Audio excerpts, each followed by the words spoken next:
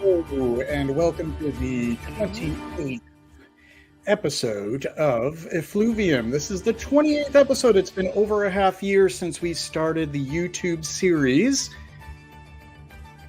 And at that time, it moved over from Instagram, where I was doing Instagram Lives for Effluvium. One of our guests tonight is one of the guests that I had in my first foray into Instagram Lives, the Effluvium series on Instagram. Jane Daly joined me for one of those. She is a wonderful human being, impeccable taste in fragrance, extremely knowledgeable, and she even has her own fragrance, Eau de Jane, which would fit in wonderfully with our topic tonight. In addition to that, we have special guest Super Dacob. Many of you will know him as somebody with exquisite taste and a formidable knowledge of fashion. And I am endlessly impressed with his ability to articulate and describe in intuitive and analytical ways both fashion and fragrance. He is hyperlinked in the profile so that you can subscribe to his main channel and also to Essentially Jacob, which is his fragrance-specific channel. I also have information on Jane Daly in the description for her blog and site, and also where you can get a sample or purchase Eau de Jane. So I am very excited to have both of them this evening. But to begin things, if you were joining us last week, I was doing first impressions of Scora. My goodness, I forgot the last name. Scora Huggen or Huggen. Hold on a second. Why? Oh, Stora Skuggen. So we're going to actually sample the other two this evening. So there's going to be two first impressions here. So the first impressions that we'll be doing are Moon Milk and Sylphius. So tonight I'm going to decide which of the five that I sampled in the 2 weeks will be the one that I think is the most impressive or I respond most favorably to. So we'll get this started. Hopefully I do have my scent strips at hand, which I do. And as I get prepared for these two first impressions, we'll take a look at the chat here and say hello to folks. Hello, Andrea. Hello, Debs. Sherry, thank you for joining the stream. And hi there, PS. Welcome back. Happy to have you here again. Okay. And Dave, as usual, thank you so much for being here and being of great support. Hey there, great to see you, Emilio. And Ashia Ahmed, hello. Hi, Gloria. Philippe. L'Instant Galant, EDT, lovely. Orisa Lagon, oh, another house that I am beside myself with such fondness. Hey there, Duncan. Antonio, great to see you. And hey, Louis. Great to see your handsome faces here. And Donnie, the scent of the day, La Nuit de l'Homme Bleu Électrique. And hi there, GMG. And Tripler, Brian. And we're all caught up. That was our romper room beginning here. And I am going to begin with the two first impressions, Stora Skuggen. And the one I will start off with is Moon Milk. This sounds like something that Gwyneth Paltrow would release with her Goop line. Moon Milk, or Amanda Chantel Bacon. But I don't want to sell this short. What I actually want to do is, before I give it a spray, I want to read the ad copy because you know how much I love ad copies with a passion. The famous Swiss naturalist Konrad Gessner is considered the founder of modern zoology, but as a true 16th century scientist, he was also a prominent physician, botanist, linguist, and, of course, spelunking adventurer. In his Descriptio Montis Fracti Sive Montis Pelati from the year 1555, he chronicles his climb to the summit of Mount Pictus, but we also get to follow him into the caves of the Alps. At night, the moon shines into the cave so brightly the light itself seems to take form, like a mist. It gathers in the ceiling and it makes the limestone stalactites glitter and gleam, dripping tears of white liquid into puddles on the rock floor that never dries. Moon milk. Yes, at the at the end of the ad copy, it just says moon milk. Period. All right. I'm going to spray this.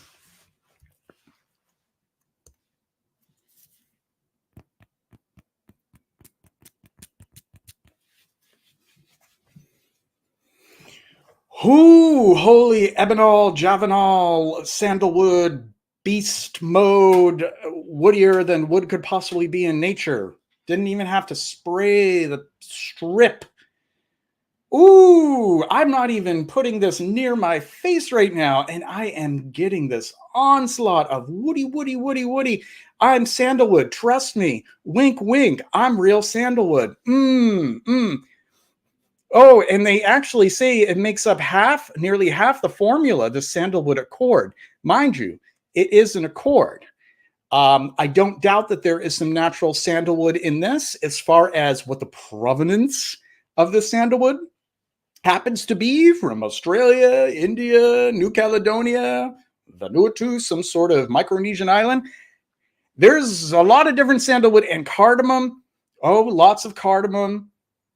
It is that prickly camphoris. I'm going to put too much in my coffee cardamom, but I still am going to sort of enjoy it anyways, as overwhelming as it is. Ooh, very medicinal too. And there's a citrus in it, but it is a citrus that is hard to define. It isn't really a legible citrus, but a citrus no less, because the sandalwood is sort of the showboater here. It's like, I know from, just from analyzing and using different sandalwood bases and aromachems and sandalwood oils, that this is like kitchen sink sandalwood. Like the perfumers here wanted to, it's kind of reminds me of how Iris Silver Mist, Serge Lutens,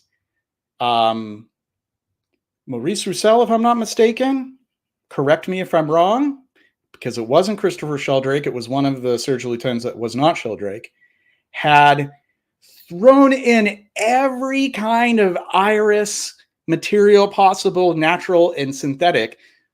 And this is kind of feeling like a sandalwood version of that.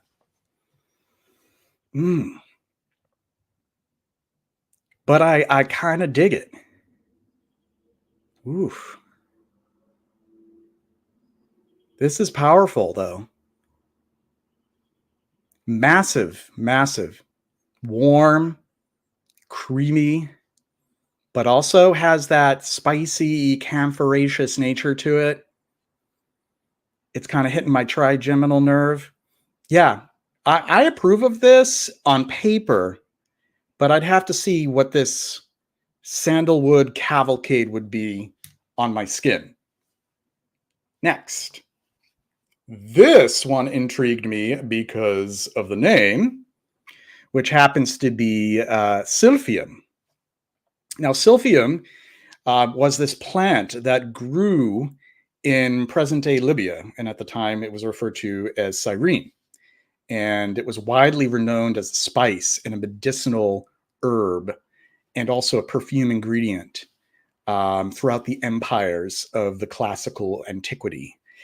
Ferula, the family that Silphium comes from, is also the family that asafoetida or hing or devil's dung comes from. Asafoetida is it can be put into dishes. It can be a yellow powder. It actually comes from a resin of the plant, and it is highly pungent, garlicky, oniony, but without certain aspects of garlic and onion that wear out their welcome. But be that as it may, it is a really powerful and pungent yellow green. Actually, asafoetida, going in with the theme tonight with green fragrances, asafoetida was known for extending and cutting galbanum, especially at a time where galbanum was at a premium. They would use asafoetida to extend it. And there are a couple of fragrances I'll be talking about later with our guests where asafoetida is proudly shown in the notes pyramid aside galbanum and other things, which I find to be fascinating. So enough babbling on. I'm going to spray Effluvium.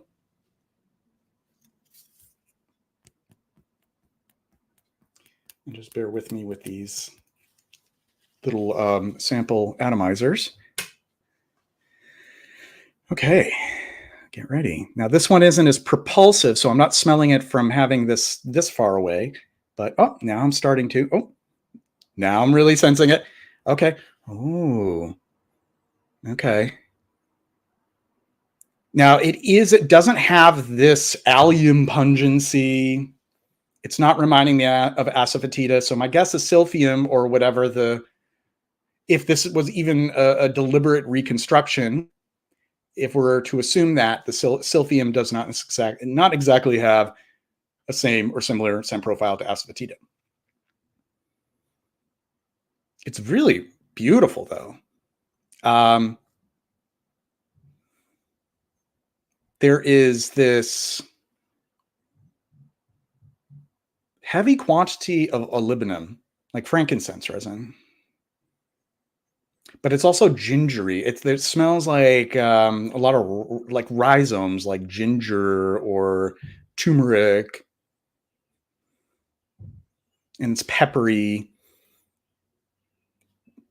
This kind of reminds me of something that Lorenzo Villoresi, the Italian perfumer, would make, who I think is a maestro of spice. And it's resinous.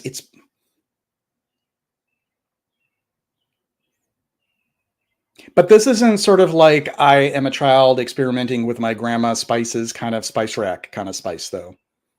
This seems to be more, instead of like a ground spice, sort of like you're grinding the fresh spice. It hasn't already been freshly ground. So the oils are, bursting and emanating from, the seeds or the corns or whatever you call them botanically when you are pulverizing them and crushing them.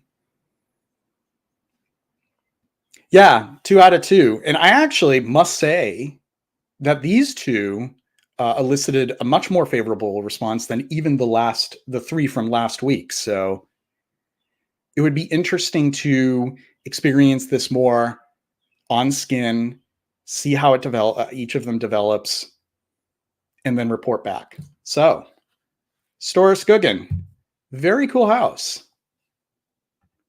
All right. So we are going to bring in Rachel shortly. I see her patiently waiting with a beautiful grin. I'm going to look at the chat a little bit more here. Hey, Dwayne, I'm so happy that you are enjoying the samples from being a winner last week.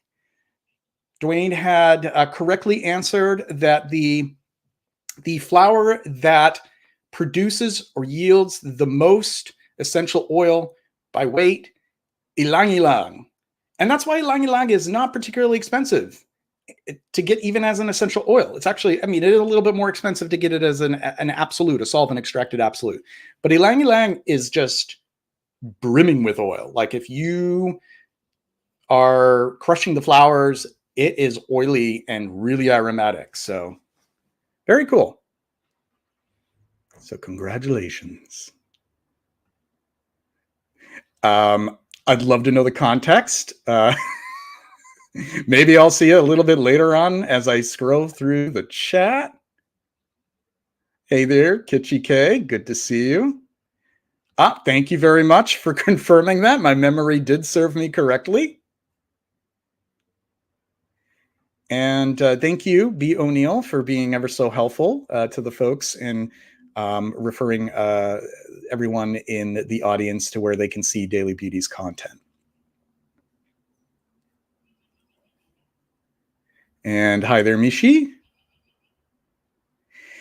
That's a good question, and you're right. I think it does list it in the notes pyramid, not nearly as much as the two that I'm going to be mentioning earlier.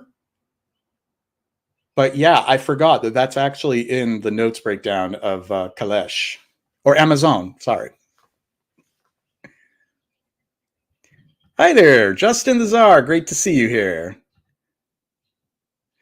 Ooh, yeah, that would be a whole other conversation. I have learned a little bit about, yeah, especially the sheer volume of ylang ylang and how potentially profitable it can be. But it's, yeah. Feet and bad breath. Not the ylang ylang, I'm assuming, but maybe the asafoetida. Thoughts on Halston 112? Then and now of Bijan Men. I'll take notes. We'll see if I can get around to that. But I used to have a newer bottle of Bijan Men. And Halston 112, I always considered it to be nice, but not really something that blew me away. But I do have a sample of it. But I can't really tell you that it's the type of fragrance I would gush over. It's nice. And nice is sort of here versus like, I really like it. It's not bad. It's nice to me, at least. All right. We're going to bring in Rachel without further ado. I agree with Jane here. Yeah, Z14 is divine. Hey. Hi. So great to see you, JJ. Great to see you too. I can't believe How are it's you doing a week. today? I'm doing okay. I'm hanging in there. Nice. Yeah, this is going to be an exciting evening. Yes, So I'm so excited. if I'm going to ask Jane to just be ready in tow and backstage, and we will bring in she and Dacob very shortly. Do you have some goodies lined up to talk about? Yes, Yeah. I got a whole bunch, probably too many, but you never have too many, but I got a whole bunch of lovely spring fragrances out because I just kind of did a little, because at least I don't know if you do this, but I have a little section of kind of what I'm wearing now fragrances, and I just yesterday kind of swapped them out for spring, and so I'm really excited. Nice. I have what is surely to be a surplus. There is no way that I'll be able to talk about all of these, so I'm hoping that there's some crossover, some like overlap. So that way, like somebody else can talk about it. I'm like, yeah, me too. But I have probably 20 something here. Oh, sure. Yeah. Because you and I both, spring, green, florals, two Chypras. huge, Yeah, that's yeah, green mhm. floral chypras, some of my biggest loves for sure. Yeah, Z14. I haven't done a proper review for it, but it is deserving a review. I would say far more so than 112. It is sort of in the Hall of Fame of classic men's fragrances, so it is deserving of all the attention that it seems to be getting again. Unfortunately, the more recent formulations are a bit thin and unbalanced. Not sure what happened there. There are points where it's far too cinematic than the older version is. It's I mean, I don't want to knock it if people enjoy it, but like just having the older version of it, you can definitely tell that there's a bit of hollowing out for reasons that we could only theorize. It's the unpopular sibling of Z14. Great to see you, Anuj. Okay, and I see that Dacob has his camera off at the moment. No, just kidding. All right, Dacob, are you ready? We get a thumbs up. I wanted to get the thumbs up before having him join, so. All right. Hi, everybody. Hi, Jacob. Hi. Hey, JJ. Hey, Rachel. How's it going? Thanks for having me, JJ. Yeah, you're welcome. Thanks for We're accepting so my excited. invitation. Yeah. Yeah, this is really exciting. I did watch your video on your top 10 spring fragrances, and I was just living for the green screen effect that was taking place on your video. It's a new thing. I've been doing the greens. Hold on, just a second. I've been doing. Nothing is working here. Sorry, technical. Okay, I'm back. Hi. Hi. Living for the green screen. Yeah, I've been trying to do the green screen lately, just to kind of add a little bit more flavor to, because we still don't have odorama. And Yeah. but you know that John Waters, he tried to do odorama once with his movies. Yeah. Polyester was one of the Yep. first movies ever to. They would give you a little tiny card, a scratch and sniff card, and he would say, "Please don't scratch and sniff until you see the number pop on the screen in the cinema." And he would, of course, trick people because at the beginning it would be a rose bush, and number one pops up, and you scratch number one, and you smell roses. And then it goes on, and as it progresses, of course, we go into poop and farts and all that stuff. And he Naturally. makes fun of the audience, but I always kind of wished we would get technically to a point where we could. Oh, hey, Aisha, hi, my love. That we would get to a point where, hi, Justin, where we would get to a point where we would actually, when we review a perfume like this through the screen, could you imagine if we would be able to give our viewers like an option, I don't know, on your device, like to push a little button, and Right. then kind of a little kind of whiff of the perfume comes out at you. So I'm thinking, like, since we're still not there technically, we could at least play with the background, is what I thought. Yeah, yeah. In short of actually having other sensory mechanisms to allow us to experience scent, which would be a real trip. That would be Hmm. like post singularity, probably, because I don't even know how you could enable that. And then, unless there was something that we can't even fathom with our human intellect right now. But I don't doubt that it could happen in the future. I think we're definitely there. I mean, look, perfumes are going into the synthetic department completely. Yeah. Everything is so synthetic. So if uh, ingredients, raw materials, tones, everything can be synthesized, we can also, I'm sure, pretty soon translate that into some sort of box that can be integrated inside of your computer or laptop, Mm, mm. that you might be just like a printer. Okay, Hmm. you have to recharge the colors into your printer when you're printing. Basically, you would purchase these cartridges with those synthetic components necessary that then get combined in that moment when somebody sends you out a perfume. And just like a printer prints paper, you would get like a little print version of the fragrance you want to smell, but it would just spritz it out to you. Synthetic, of course, but Mm, mm, mm. I mean, So, like, right? I don't know. Am I yeah. too off on that? I don't know. No, as I understand, Jacob, because I went to the World Perfumery Congress in Miami a couple years ago now, and the technology is, I mean, they are inventing it. They're working on it now. The problem with these kind of boxes, like you're saying, is that there are too many perfume materials. There are too many molecules now to really make it for the economics of it to work. But as you're saying, as technology progresses, as they understand, they actually need to understand a little bit more about how olfaction technically works in the human nose and how Mm. different molecules attach to different parts of the receptors in the nose. And once they can understand that better, then they think, who knows, they're going to be able to actually pare down the number of molecules in the little box to the most important ones that they'll be able to at least make, to be able to make the most sense so that it's economically feasible to have that kind of scent box, like you're saying, with the cartridges that are rechargeable, et cetera, that can, give you a rainy day or a sunshine or a grassy field or a fire or whatever to go along with your movie, et cetera. And I think that has to do a lot with and this is why I play with images a lot and backgrounds, because I think probably the scientists already have figured that out already, but um, conditioning the human mind into tasting or smelling something that's actually not there is possible. It's actually Mm. really possible. And this is why I've been, since many, many years on my channel, kind of my type of perfume reviews delve into memory more than actual notes. Mm. And that's because I want to condition the viewer to actually smell it. And so biggest example is they made this big test with Fruit Loops. And you think every Fruit Loop that has a different color has a different flavor?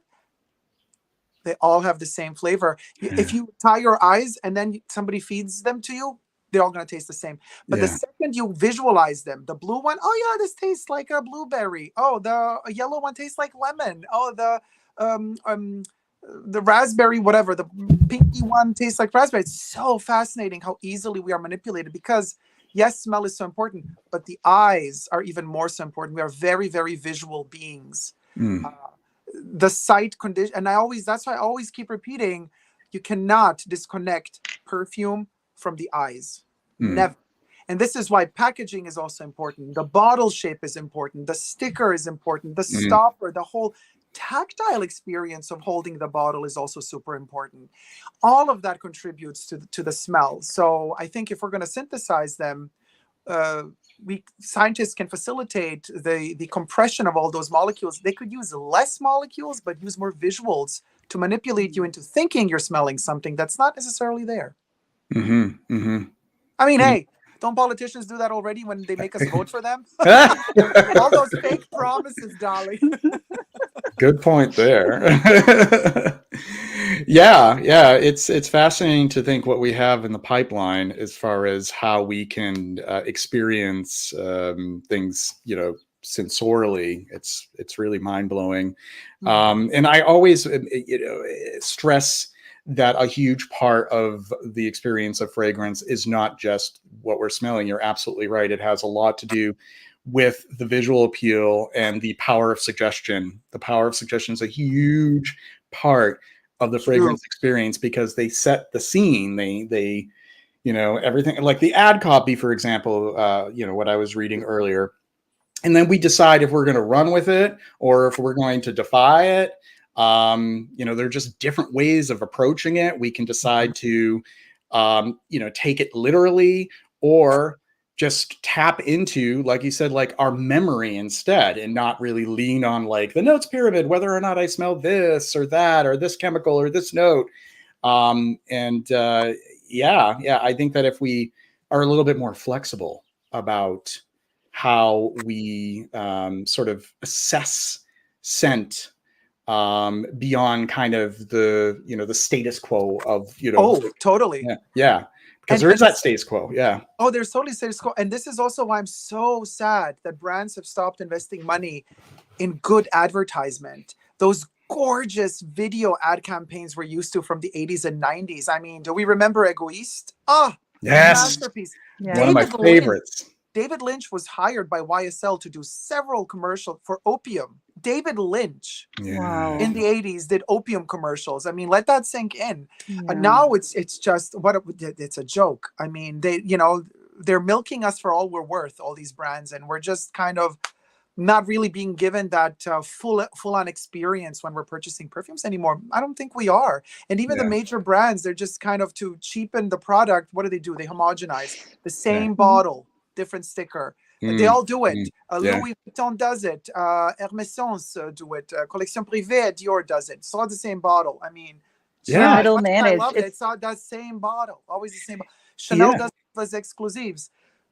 And why? Because it's cheaper. It's cheaper. It's even down to ink. Like L'Artisan Parfumeur. What I used to love about the brand is that they would use a certain color and certain iconography for each of their fragrances. And then they went uniform. Everything is getting uniform, and it is cost cutting. And it begs the question, what is all this cost cutting for? What is your theory on this? Either one of you, if you want to chime in. Like, why all of this cost cutting? Why is this happening? Rachel, would you care? Well, I have my theory, but I want to know what you think, Dacob. Okay. Well, so are we talking cost cutting for major brands, or are we talking cost cutting niche? I would say, for any large niche brand or designer brand, we're seeing a lot of this sort of homogenization. What is your theory behind it?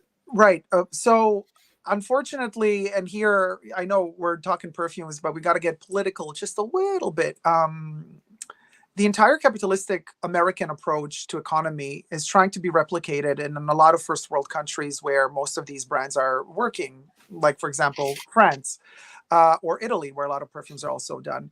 And so what they do is, and I know this firsthand because I've been working for a couple of these companies, and what they do is they hire these cretins from they kind of headhunt them out of some American corporation, and then they try to implement them in European brands to maximize profits.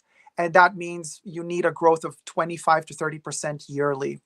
The first thing they start doing is cutting benefits to the workers. Then they try to figure out how they can cut cost on sourcing raw materials, how they can cut cost on what I was talking about before, making you think you're smelling something that's not there anymore so that it's cheaper for them.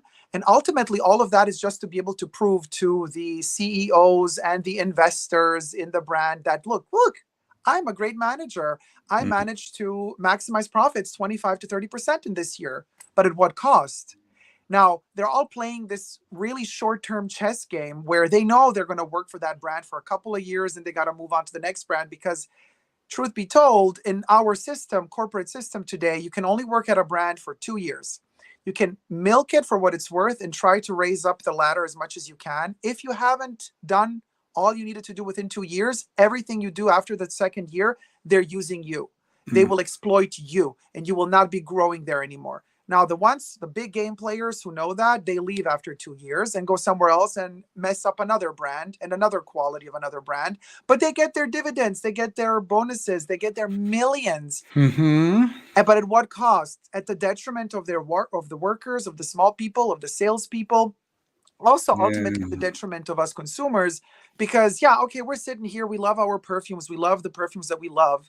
And then with every new reformulation, we're like, oh, it smells a little bit more watered down, but oh, well, I still love it.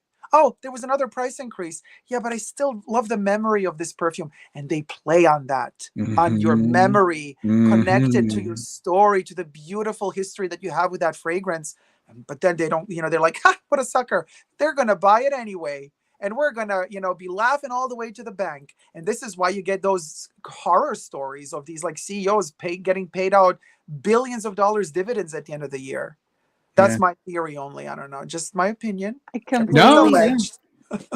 completely agree with you. I think that's an exact, perfect understanding of exactly how, how we're functioning in late-term capitalism, right? And there's this great book by Jason Hickel called How Degrowth Will Save the World. And it's kind of an idea that comes out of Japan about the idea of degrowth. And it's putting back that value into a company so that you're not working for shareholders, you're working for the long-term sustainability of the business, for the quality of the product, for the quality of the earth, for the quality of your partners, so that it's not all about that annual 30% growth. It's about degrowth and about sustainability for quality of partnerships and for happiness, right? I mean, like, because this is insane. The way that these companies are being run, it is literally destroying the planet, and it's insane, and no one is happy. Nobody's happy. The workers are not happy. The clients are not happy. Also, ultimately, slow and steady does win the race. It's just that the corporate system right now is built that way that really these managers, they know. They don't care if they leave tabula rasa behind them. They burn the house down. They earn their money and they're moving on to the next thing. Parasites. It's a very parasitic attitude. And it's being fueled by all of these companies. It's like these companies are kind of hypnotized by the system. Like, oh, there's no better way. Of course there's a better way. Yes. Of course there's a better way. And I can't help but to think that there is such a direct correlation, not to get too political, between the widening income gap and the history as we see it through perfumery as well. Research and development and the amount of care being put towards a particular release and product. And just seeing that change from the 70s and 80s into the 90s in the current century, and I also wanted to ask Rachel if you could repeat the name of that book, because I do want to put it on my reading list. So the author's name is Jason Hickel, Hickel, and the book's name is Less is More: How Degrowth Will Save the World. Okay. And he's published other books about degrowth, and you can Google if you actually just Google degrowth as a economic movement, there's it'll be one of the first things. Yeah. Okay. Yeah, and there's lots of other resources too. It's a great movement. Very nice. I have that written down. I'll probably put that in the chat at some point, or maybe in the description. So do we want to move into a little bit more lighthearted direction, or do we want to keep running with this? Because I have a lot of fragrances. You're the boss. Tell us where to go. Captain, we follow. Oh, JJ, is Jane? Yes. Is Jane backstage? Yes, Jane, I do see that you're in the chat. Please enter backstage and we'll let you in. We're ready to have you join us because I see that you have a lot to say and I would love to have you as part of the conversation. So just join us backstage, go backstage and I'll add you in. And Jacob, I don't know if you know, but so JJ has his show set up so it's a little bit of a salon, right? So people come in and it's a group of people and we talk about, you know, current events and fragrance, etc. But in open exchange of ideas with a group of people. So you are definitely the star here tonight. But just so you know, there'll be 4 of us talking tonight. Yes, of course I know. No, don't worry. I shall make myself invisible. No. Definitely don't do that. I see Jane. Jane is waiting in the wings, and I'm going to bring her in. Hello. Hi, Jane. Hello. Hi, Jane. Yes, how are you? No, don't worry. I shall make it. Ooh, we have a little bit of a feedback echo. Okay, excellent. Great to have you. I'm so glad to see you again after having done our Instagram live over a year ago, which was a fantastic conversation. So I'm glad that you could do this with us. So what I wanted to talk about, and this is obviously because all 4 of us, I believe, are in the Northern Hemisphere. It is springtime. And we're going to talk about fragrances that we gravitate to or we associate with spring. And there's no hard, fast rule. You know, you don't have to, it doesn't have to be specific to green fragrances, although I'm sure there will be plenty of them. Floral fragrances, citrus aromatics, even some ambers, doesn't matter. They could be something like the incredible one that you were describing, Dacob, the Comme des Garçons that I never smelled, tape. That I want to smell now. Me too. With its bizarre bottle. You influencer. Is it even in production? I think it was last I heard. Actually, I just checked a couple of days ago in my local Comme des Garçons store. They still had stock. Okay. Oh, good. All right. Maybe a friend of mine, just relevant to your discussion of the industry, a friend of mine several years ago interviewed the head of Comme des Garçons Perfume in New York City for a magazine article. I say a few years ago, but it's probably more like 10 years ago. And it was a fact at the time that their perfume division is known to not make money and they don't care. It's like not an issue for them. For them, they make enough money in their whole business that they are able to devote the time that they dedicate to the perfumery as an art. And I respect that so much about them. They're lucky they can afford to do that. But they don't make a lot of money, and that's why they can put out stuff like tape and not worry about it, because you can't put out stuff like tape and think, well, we've got to please the shareholders, and how are they going to feel about tape? Well, they would send it back to the drawing board immediately. But good for Comme des Garçons. It's incredible, right? They don't even care.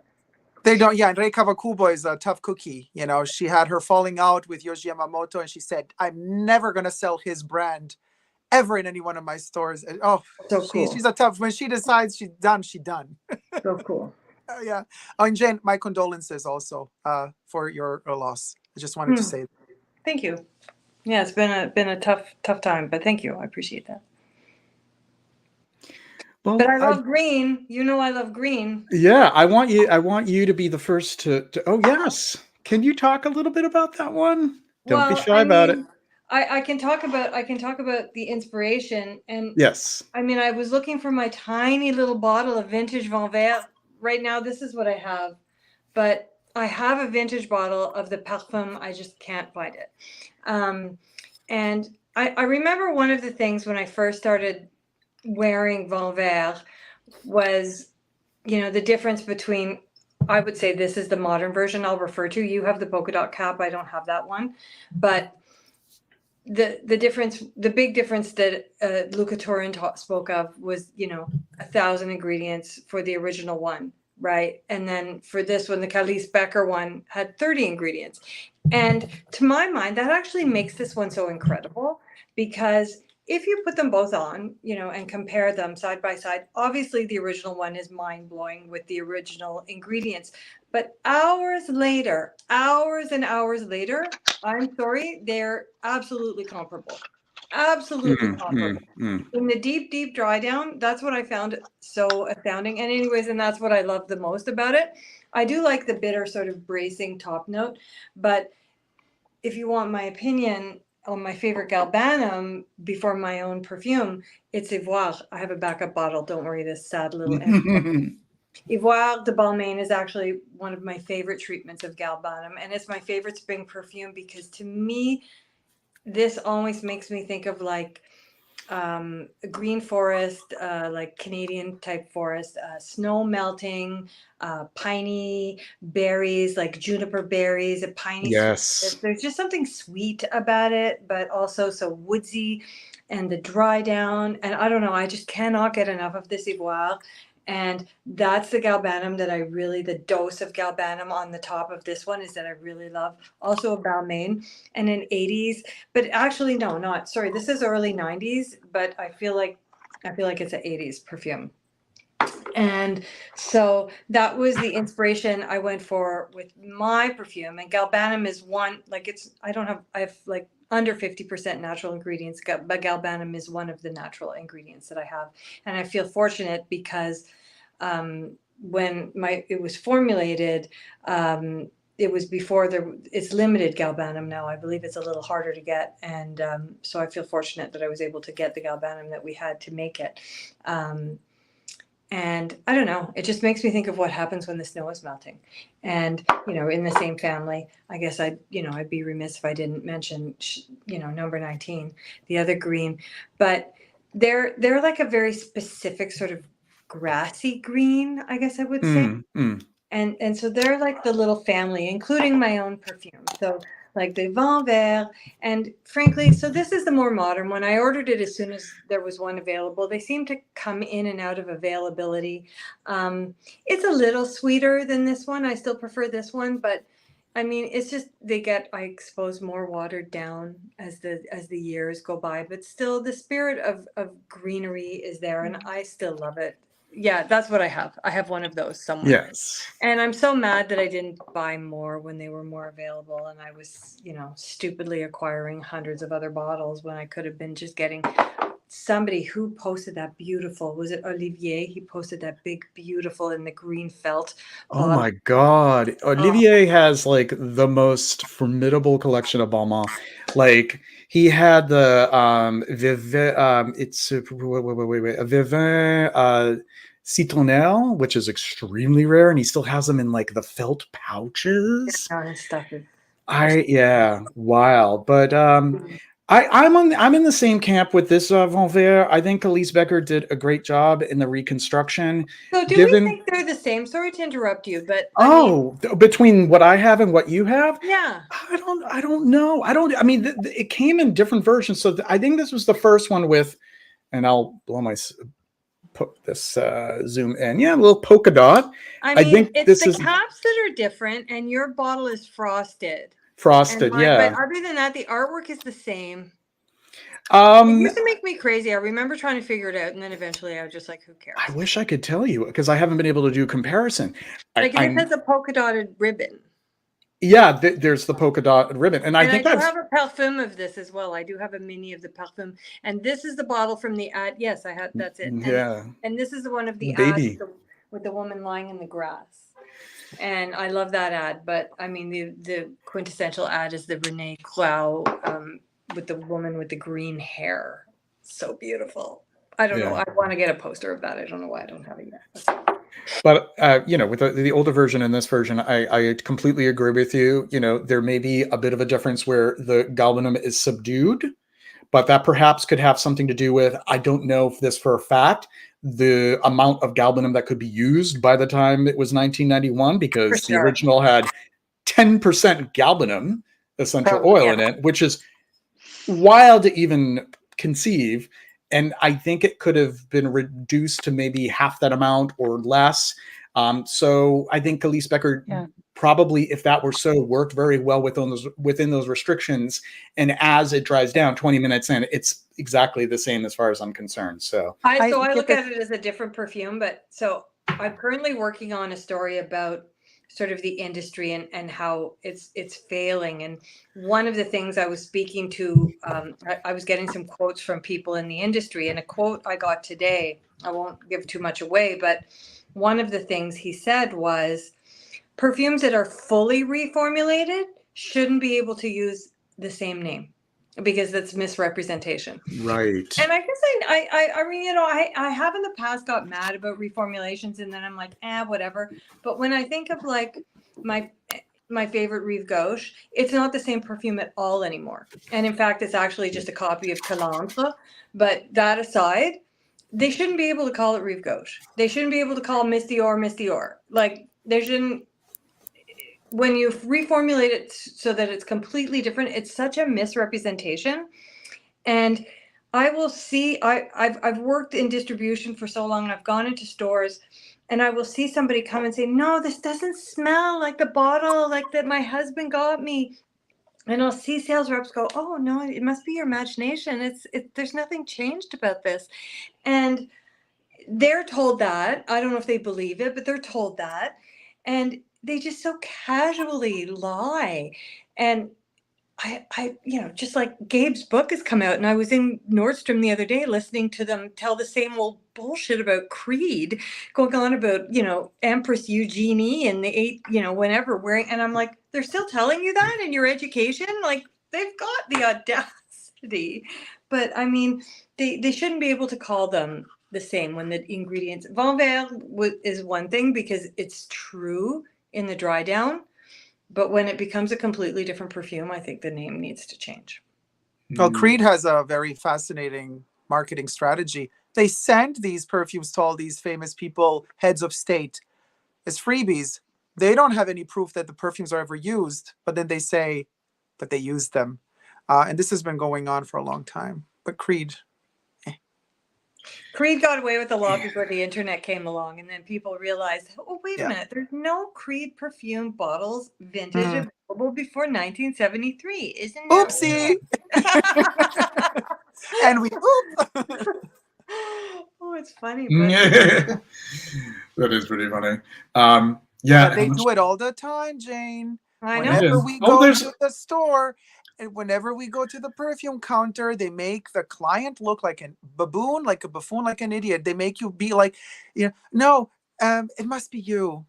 It's the a perfume fiction. still smells the same. I'm like, seriously? Yeah, no, it's a fiction. It's really, I think the consumer is getting a lot smarter. And I think that, you know, obviously people like you guys who speak and who educate your listeners have had a big part in that, because people know now, they're aware. People speak about vintage, they speak about ingredients, they talk about perfumers. And I mean, one of the biggest gags is how, you know, with the big legacy brands, well, half of those perfumers aren't really even the perfumers. They're more like creative directors, and like they've got big teams of people making the perfumes for them. And don't get me started. Is that like Raja Dove? Is he an example of that? I would say more somebody like Thierry Wasser. Oh, don't get me started. Controversy. Don't get me started on the Guerlains and what they did to Patricia de Nicolai. I love her. She's an angel. Patricia, Guerlain, my love. Guerlain is tragic. Yes. Tragic. They have tragic. They have so much nerve. Like they take perfumes that came in bottles like this and were like $125. This is 125 mil, I believe. Now they've put them in these big, ugly bottles, all the same bottles, 100 mil, so it's smaller, and they charge $350. And those bottles cost them less to make, by the way. Well, of course, because and they're the all labels. the same. The labels too, like they look hideous too, like the font. Jacob was discussing this, how there's no creativity. I was listening to you, Jacob, and you were talking about how there's no creativity in the perfume bottle design, and how back in the 80s, and then even I've been discussing how I think the 90s, in my opinion, was the most chaotic perfume era ever, because everything was all over the map, and there was incredible weirdness when it came to like Feu d'Essai and Lolita Lampica. Like you would never see even Nina Ricci de Fille de la little funny bottles like that. Like Kenzo. I have this for the spring fragrances. Like we Eden, don't see anything like this. Oh, Eden.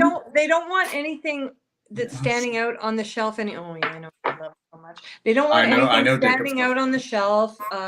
You know, what's interesting is that Annick Goutal changed their bottles, and they had such a bad reaction that they're changing them back. Really? Yeah, they're changing them back to their original bottles because their buyer was like, I think part of the attraction was the beautiful bottles. They were very distinct. If you saw an Annick Goutal bottle, you knew it was Annick Goutal. Yeah. And they got these sort of more generic look. I think Diptyque is the worst of all. Anyway, it's funny though, but I do you do see big brands relaunch with all the same bottles, all row of the same bottles at 3 times the price, and that's because I know that Guerlain in my country, in my province, anyways, has closed multiple institutes, and I think it's just tragic. I know that, you know, LVMH is saying you've got to make more money. You're not making enough money with all these, you know, all your funny l'art et matière and all your different, you know, categories. We've got to put them all in the same. We're going to put them all in the same. We're going to get rid of the unique things. Can you imagine like a Pré-Landais and... It's already getting there, though. It's already happening. It's already happening, and I'm kind of afraid to smell the newer versions and the What's the upside down last heart. big hit Guerlain had? The last big hit is Petit Robe Noire. And it's not for me, but it's the last big hit they had. How long ago was that? 2002 or 3 or right? Yeah. And it's just been flanker after flanker after flanker after flanker since then, and they're all just sort of kind of the same. I have a bunch of them, and they literally all smell. The first one smells okay, and from what I've heard, it wasn't even him who made it. So, I'm sorry. Oh, Rachel, please. Sorry to interrupt. No, I just want to say I love, Jane, I love the fragrances that you got out to show us. And I pulled out some of the same ones, and I'm just so excited because I love that galbanum. It's so spring. It's so beautiful. And that triplol, you know, that beautiful fresh cut grass with a little bit of even petrol kind of gasoline, terpenic notes. And it's just so, it just opens up your sinuses and it screams spring, right? And so I was just curious what Dacob, thought, if Dacob has any like green leaning fragrances that he thinks of for spring. I actually have here, you guys, sorry, I'm in one of my archive rooms right now. That's why I have boxes piled up everywhere for my research purposes. And I actually have one that I want to share with you. Hold on. That is super exciting because, sorry, box upon box upon box. Where are you? The right box. Hold on. Okay. Look, it's in here. Let me show you a little bit of my archive. So I have a few of my extraits. I never actually showed my archives, but sorry, this is, I wanted to do a little I'm gonna go cry now. You're just casually pulling out a box of extrays. Well, no, this is just for JJ because I know on my channel people always like say, please show archives, and I really never do. But here, a little candy for you. So this is part of my extrait collection. Oh my goodness. And I just wanted to pull this little baby out. I'm verklempt. In honor of Jane, of course, because I know Jane is a green lover. I've done my research, baby. We followed each other yesterday on Instagram. And love it. I love all right. We were connected. Okay, now look. We got still in cello. No. This is an old one from the late 70s. It's a 28 mil. This, babies, is the galbanum that they used to source from Lebanon. Oh. It's the OG galbanum. Now look, That's I'm going to show you. blonde of perfumes. Be still my beating heart. Oh my wow. It is old. It don't matter though. It smells amazing still. Oh my God. This is a 28 mil. You know, it's gone a little bit. We don't care. But oh my God. Look, it's like kind of a green, ambery. No, it's stunning. pissy color, but the smell. Yeah, guys, if I had odorama, I wish. I would love to share this with you right now. Let's open this baby up. I'll spray. Are you kidding me? Oh, let me tell you. I can't imagine. Okay, this is green, Mm. but it is also cavernous, For sure. deep. Medieval. There's archaic, and then it has this. It's a green that almost kind of shimmers in the night. It finds a way to glow from within. So even if you're in the darkest of forests or caves and there's no light penetrating that space, this is a type of green that manages to kind of emanate some sort of light from within. It is so majestic. I mean, you guys. So this is in honor of you, Jane. I'm not worthy.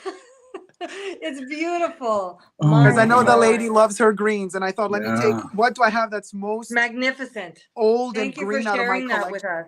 Oh, Thank man. you so I'm so much. glad you appreciate, guys. It's a Of beauty. course. You're in the And, right crowd. Yeah. And this is you know, Henri Robert. Huh? This is love. This is love. What year do you think that is again? So this is okay. So this is late 70s. So Coco was already dead. Unfortunately, she passed away in 71. But we have the thicker stopper, which they started implementing late 70s, early 80s. And we already had the designation of the milliliters in the back. They didn't used to do that in the 60s. They didn't do that yet. Look at you with all the details. This is amazing. Yeah, this is Dacob, do you have the factice? Amelia was asking. I have a factice of 19 and of course of number 5. The big ones, the extrait factices, yeah. Yes, of course. I mean, the love of Coco and Ernest Beau and Henri Robert in particular is I'm very respectful of all three of them. That's like the epitome of 70s green perfume right there. Right there. In that's the 70s sort of silk pantsuit, Charlie's Angels, like the just sort of, you know, convertible Mercedes, California, Coast, no, maybe Monaco. I pictured like that like a large brimmed sort of Zorro hat as well. That was really popular in the time. Oh yeah, Slim Aaron's taking the photographs. Like, oh, perfection! Wow, wow. It's somebody said their favorite was Quartz Molineux, and I yeah, we love you and can't I. have a spring without Quartz. We bonded over Quartz Molineux. Yes. You know, every time I smell it too, I'm like, this could so easily today. This would be a masculine. Oh yeah, today this would go on the counter as a masculine. 100%. I love it. It to me, it's like this. Even though I know that Quartz came out as a copy to compete with Cristal, hence the name Quartz Cristal. But to me, it's more of a Diorella for sure. It's got that skanky jasmine that Diorella has. At least my Quartz does. A little overripe. Right. With a little overripe. Yeah. The tragedy of Chanel discontinuing the eau de toilettes of things like discontinuing Cristal eau de toilette. It's the only. No, it's not discontinued. It's still there. Oh, it is. Not in Canada. It's no. Canada is a problem. Yeah, it's still available in Europe. Okay, well, I'm glad to hear it's not discontinued, so I can find a mule to get it because to me that's again that's enough. Yeah, I have some too. I have a bottle. Let's see. To me, that's springtime. And that was, do you remember, now this is like a little trivia, who watches Sex and the City? Well, remember Mr. Big said, do you remember Mr. Big commented? He goes, I'll have to find the clip for you. He said, are you wearing Cristal to Carrie? In one of the early seasons. It's all I can think of when I wear Cristal. Is it Mr. Big like that? Oh.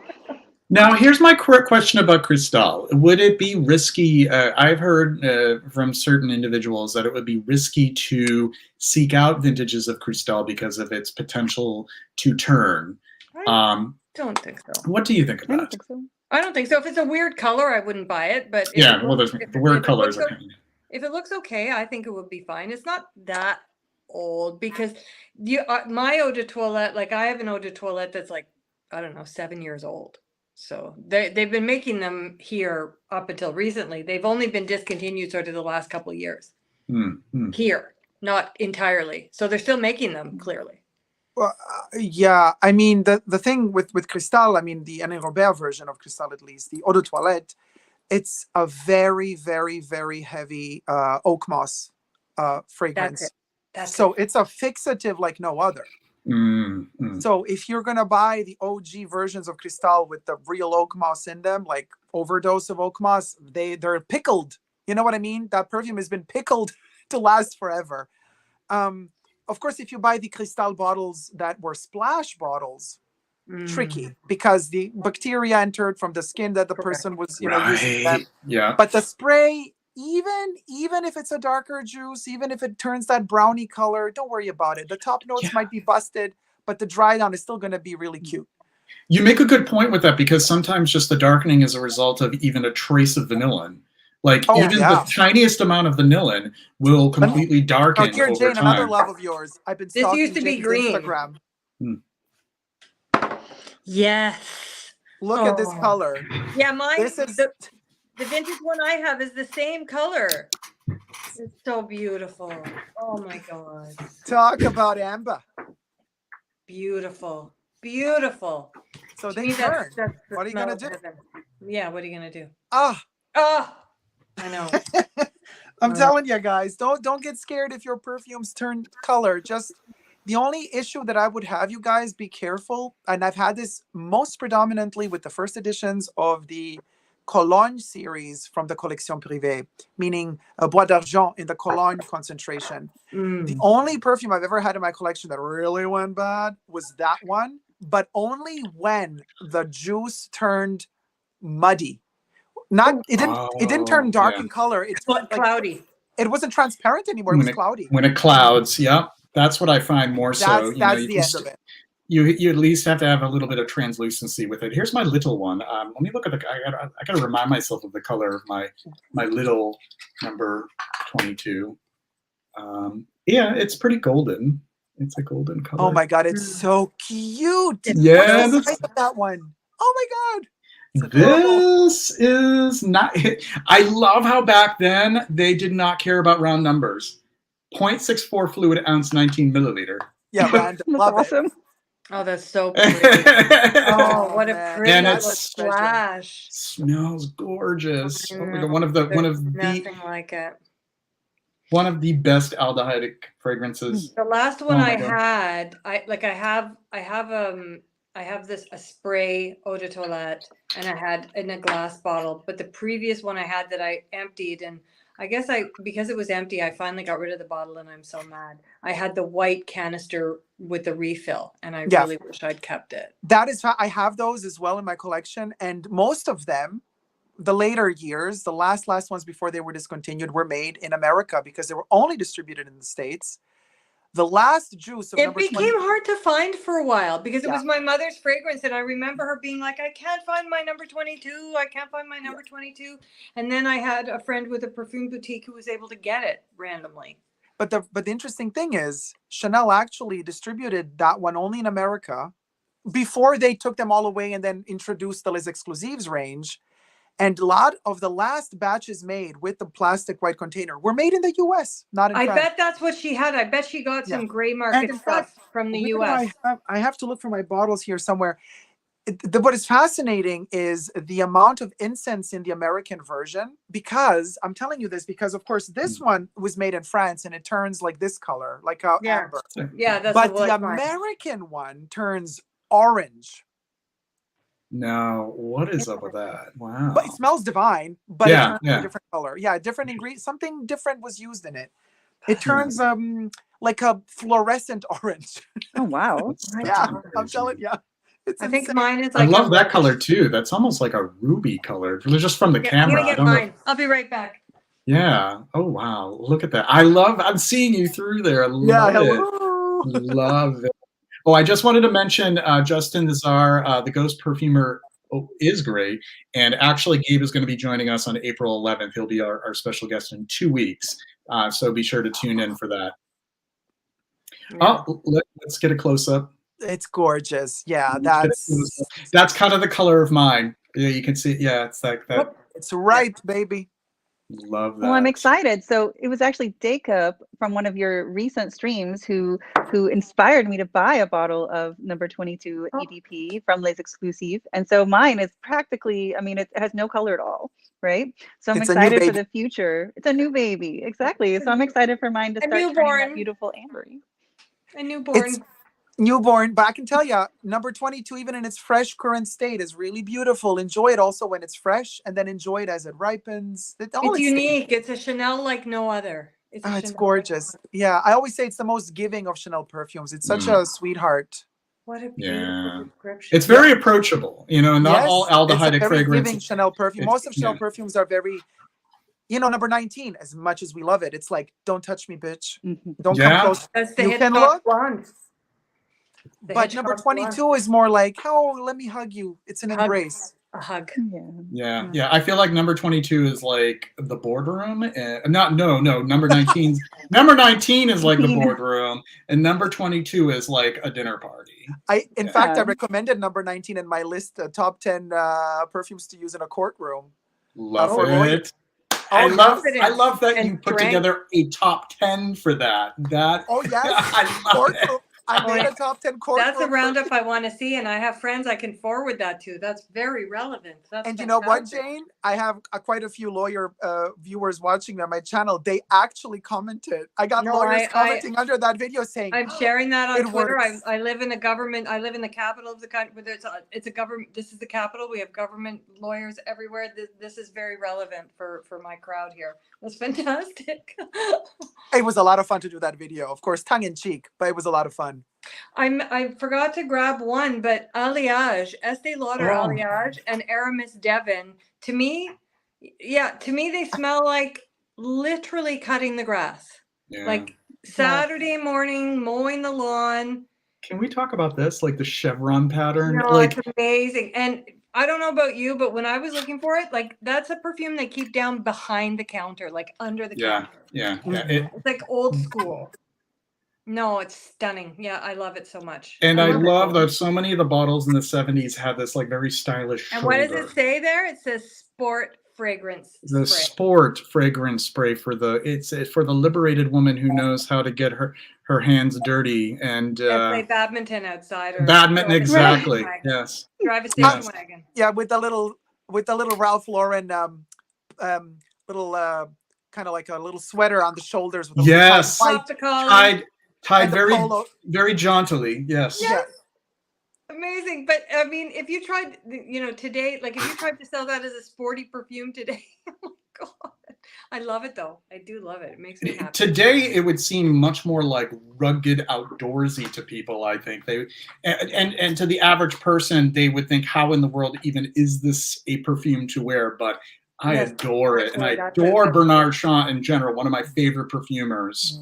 I love Estee Lauder. She took a lot of chances. Oh, a lot of chances. Oh yeah, absolutely. What about tomato leaf? Because I was going to say Fol Avril. You can't have spring without Fol Avril and tomato leaf, or Sisley Eau de Campagne, which I don't have. Oh yes, I have a little Eau de Campagne right here. Yeah. So Jean-Claude Ellena, one of his first. Sisley Paris. Tomato one of my leaf, first grown-ups perfume with Eau de Campagne.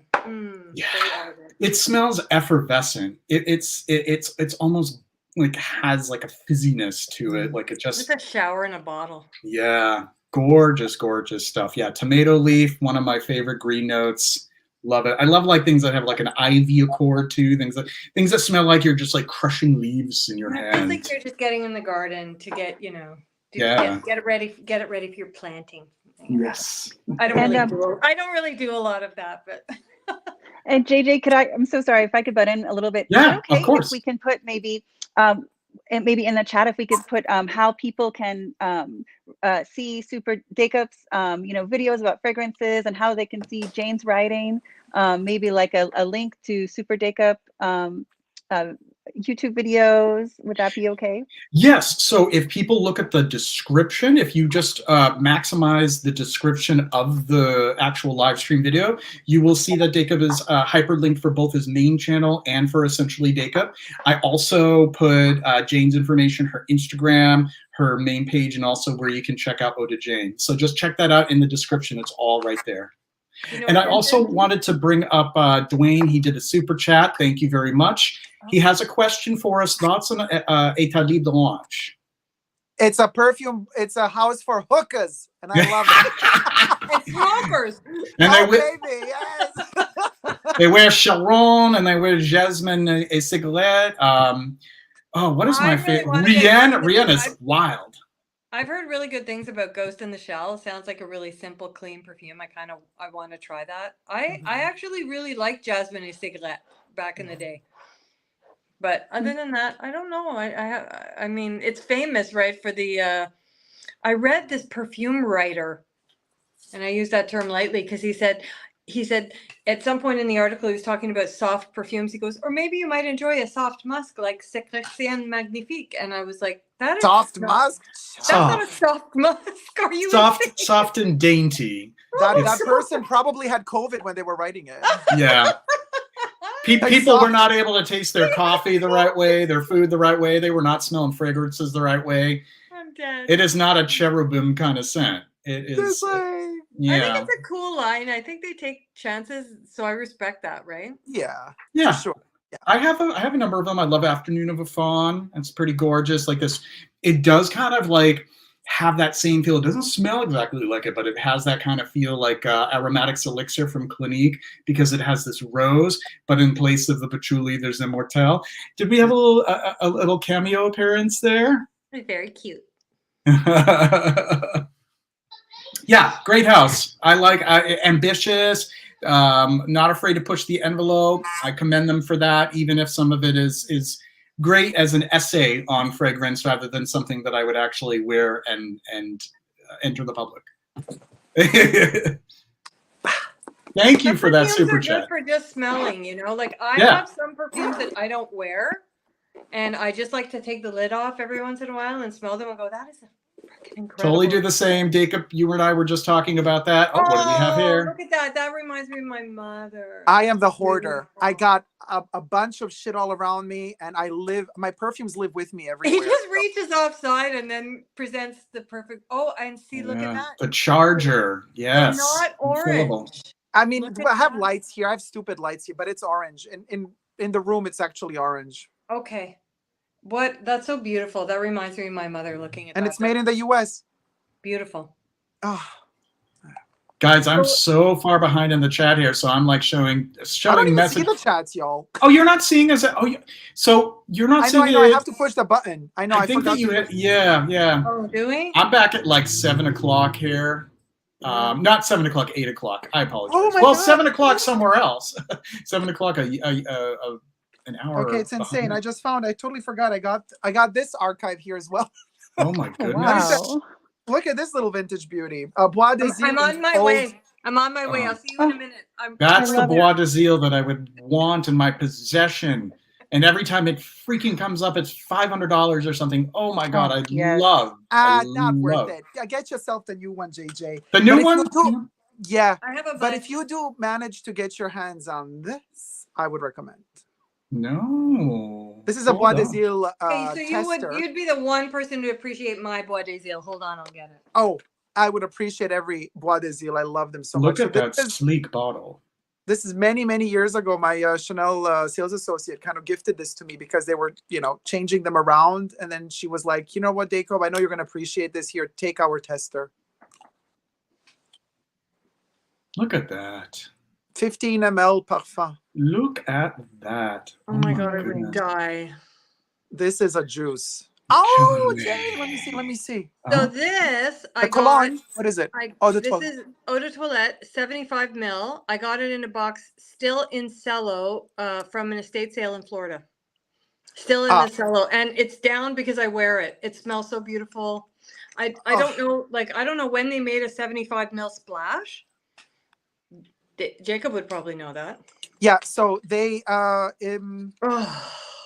yeah, they reintroduced it in 1983. So in the 80s they probably did a little Yeah, roundup. so this was an 80. So this is an 80s bottle. Absolutely gorgeous. I know this is a bit delayed, Justin Visar. We were talking actually about Alliage, which is the older sibling to Devon. So I recommend that. And Aramis 900, the older sibling to that is Aromatics Elixir. They're not the same fragrances. They're variations on the same theme. So Those are two other Bernard Shaw classics that you should check out. Azur, no? Azuré? Oh, Azuré, Azuré. Azuré. Where does Azuré fit in? I almost kind of Is feel it like Aramis? it's kind of. I think it didn't it come out maybe the same year or year after I thought Aramis. Aramis is to Azuré what Devon is to Alliage, no? I think you're right. The only difference is that Aramis came out a year before, if I'm not mistaken, a year before Azuré, and then the others a year after were the men's version. So there's Aromatics Elixir, then Aramis 900, and Azuré is more leathery than Aromatics Elixir. Yeah. So that's why it works better with Aramis. Yeah, for Is sure. that your Bois des Aramis Îles? is listed 1966. I'm just reading. Oh, so 3 years before Azuré. Aramis was launched in 1966. Bernard Shaw. Yes, And who did Bernard Shaw. Azuré? Let me check the. Oh, I date. think that was 69. I think so. I think. Really? Yeah. Well, hold on just a second. Come, my internet is not doing it. Why are you not collaborating, internet? In the meantime, while it's you're attempting to get to collaborate, I'm going to have Rachel show her. Oh, Yeah, she I has was it. just showing. So I just recently bought this bottle of Bois des Îles. It was actually my fragrance of the day, and it was again due to another really fabulous video and review by Dacob. And remember, when you're searching online, it's Dacob, right? Spelled with a D. And lovely, lovely perfume. And mine is brand new. I mean, I literally got this in the mail last week. So again, you can see a brand new baby. It's practically see-through, right? Like it doesn't have any of those beautiful amber colors, which eventually will develop as the sandalwood and the, vanillin age, etc. But it is a lovely spring scent. It's gorgeous because it has those beautiful like floral ylang heart with some jasmine and some rose, etc. Those beautiful aldehydes that Chanel is famous uses for. an that is stunning. The Chanel Ylang is like nothing else. But Oh my God. the color It's of butter. perfume is now a criteria, right? If a perfume has too much color, they will send it back. Oh, They really? don't want colored perfumes anymore. Just like they don't want different bottles, they want nice, clear perfumes. That's so interesting. One does wonder. Huh? Those are older bottles for sure, right? They don't No, look just like no. Francis, With Dior. I'm taking the Oh, the difference in color. So the older one on the left, yeah. Yeah. Francis said we're bringing it back, but I'm taking the green out of Eau Noire. They send it back. But, I love the green. The green is fantastic. It's so cool. Me too. But he says apparently it's not environmentally conscious anymore. I'm like, girl. What? Oh yeah. Oh yeah. He's like, this is like any colorants, so it's more healthy. I'm like, perfumes are poison. Give me a break. I call BS on that because like there are so many things that that is Then don't make. And there's so many there are so many natural ways to color perfume from what I learned. Oh yeah. No, it's just for sameness. It goes up there with the bottles. They want everything to look the same. It's agreeable. It's literally so that they have a team, a focus group. They have to have everybody in agreement.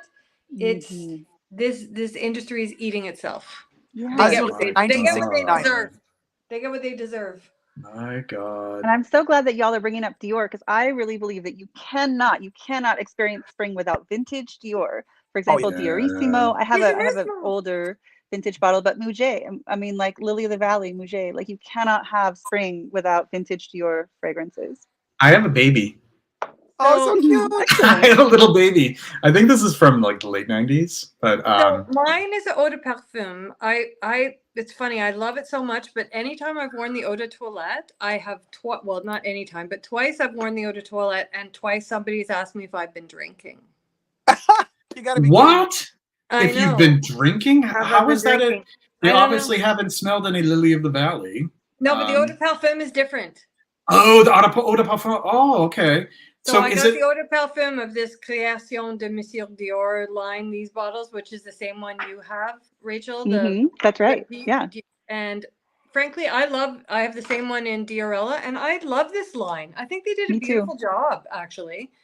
And I don't know, like they had a few, like a bunch of them, and then they, I think they only have a few available now. But I agree, you can't have spring without Muguet and Dior. This is another favorite Muguet as well, Muguet Porcelain. Yes, yeah, this one. Yeah. This one is just so, I say the word aqueous. It's like it just feels like there's just so much dewiness to it. Hermes does I feel have well.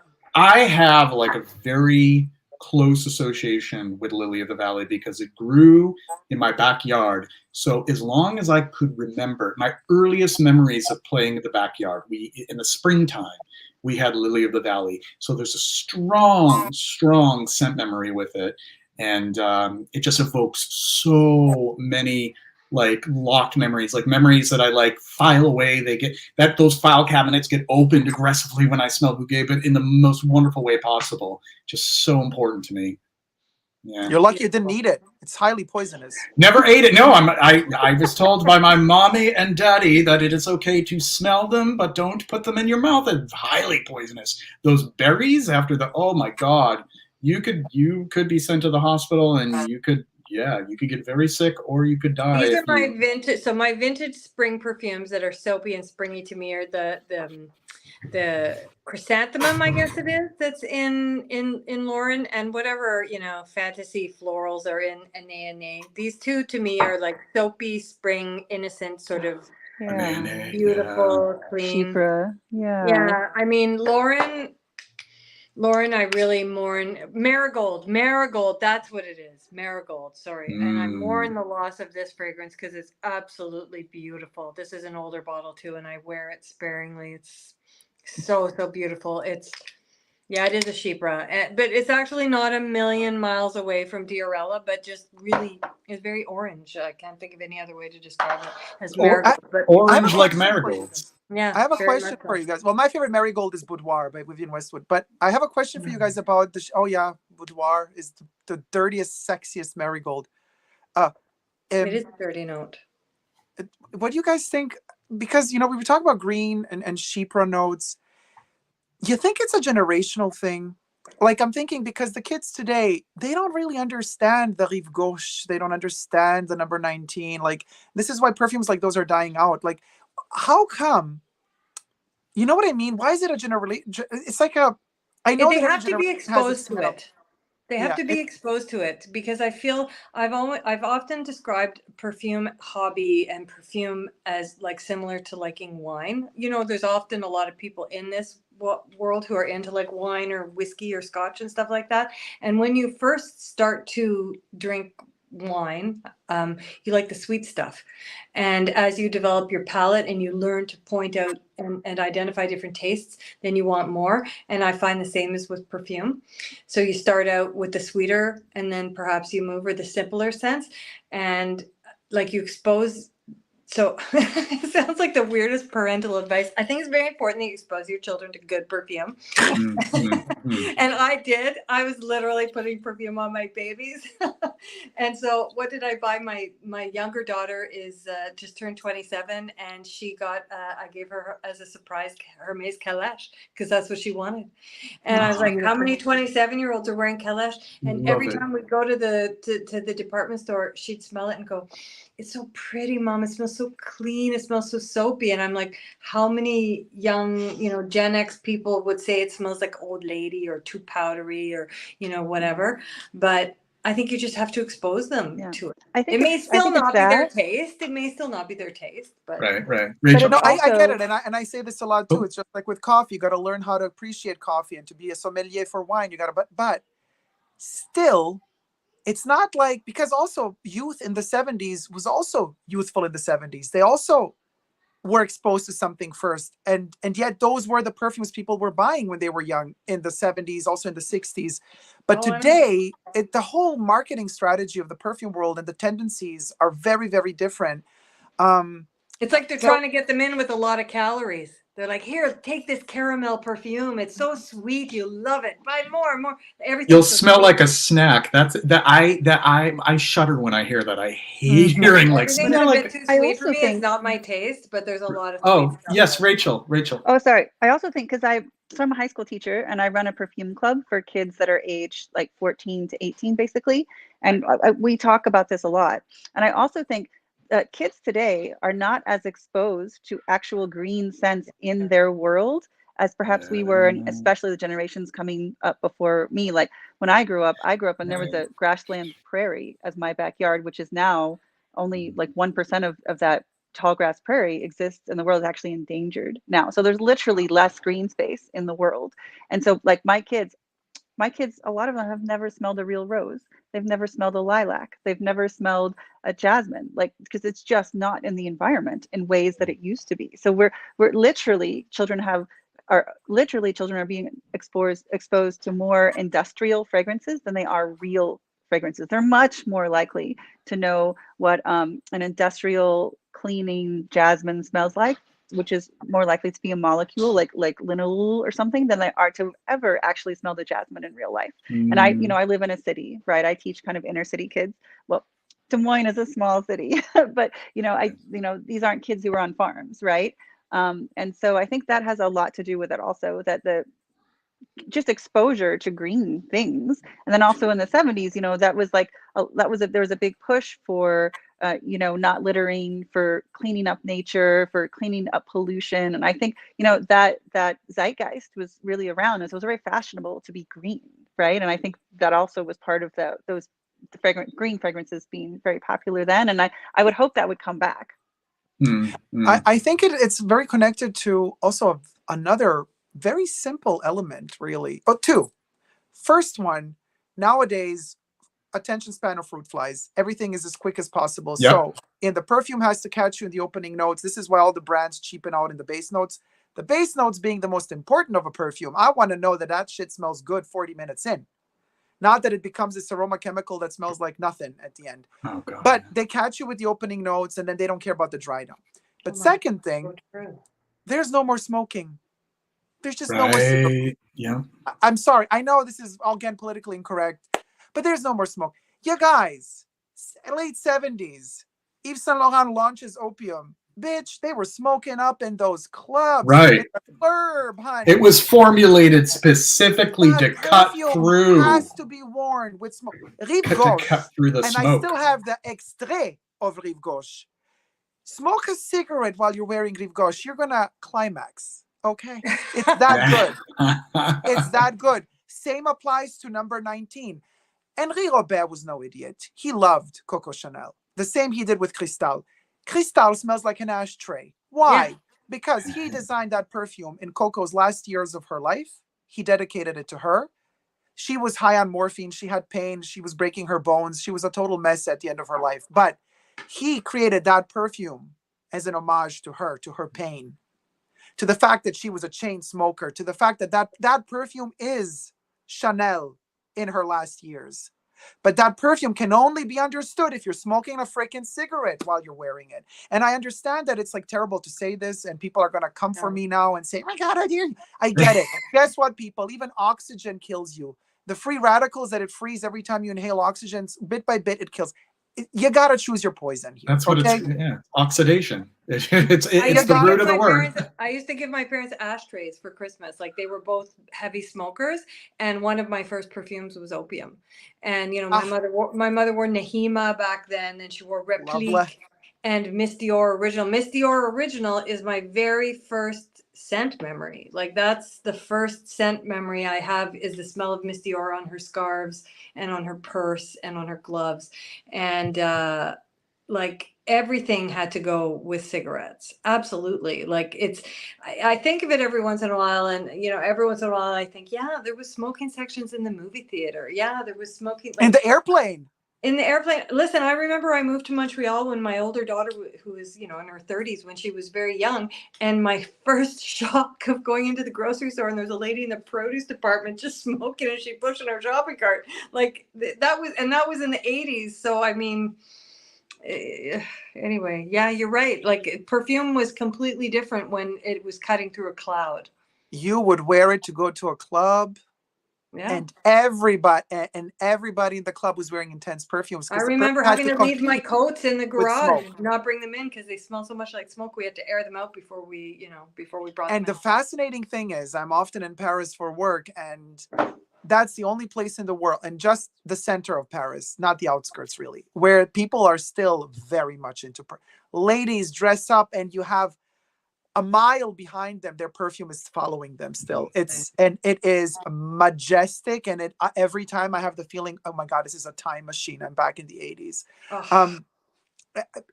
But we're losing touch. Not everybody's offended. Excuse me, sir, you're wearing a very strong perfume. I'm like, well, then move away. There's a town in our country, Henna knows this, that banned perfume in public transportation and in public buildings. Halifax. Banned it? Yeah, banned it. It's banned. They won. Are you serious? Can't wear it on the bus. Can't wear it in public. So when do you apply it? You have to bring it with you to work, so that at work they tell you that it's banned as well. So we're just banning fragrance. You work for the government. Yeah, it's really horrible. The pendulum is swinging way too far now. Like I'm pretty progressive, but that's I think it's coming back. I think people are perfume sales have been doing quite well.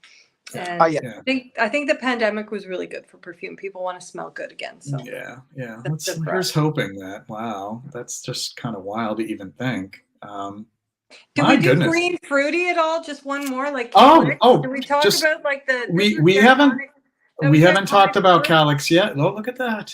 Clean fruity. That's a Clinique one, right? I don't have prescriptives one. I used it up and I never replaced it. But love it. Is this?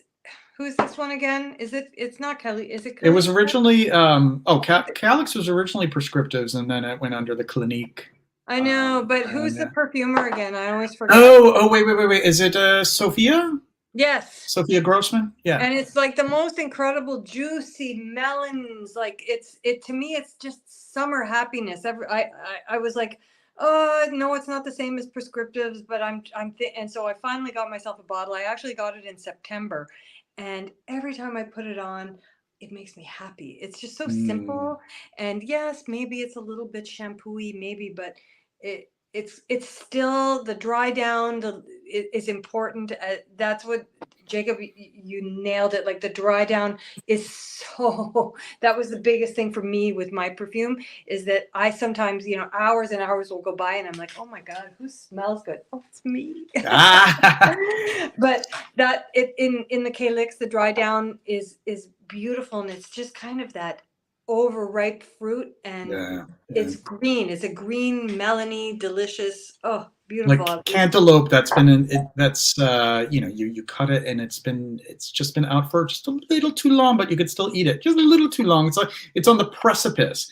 And I think of sunny days to come. That's what it makes me think of. I have this one from 1977. This is Grain de Sable, and this is by Nikki Vefailly. And this has it's pebble shaped. It actually sits like this. It looks like a Kenzo. It does, right? Yeah. This was released as part of a trinity of fragrances, Glan fragrances.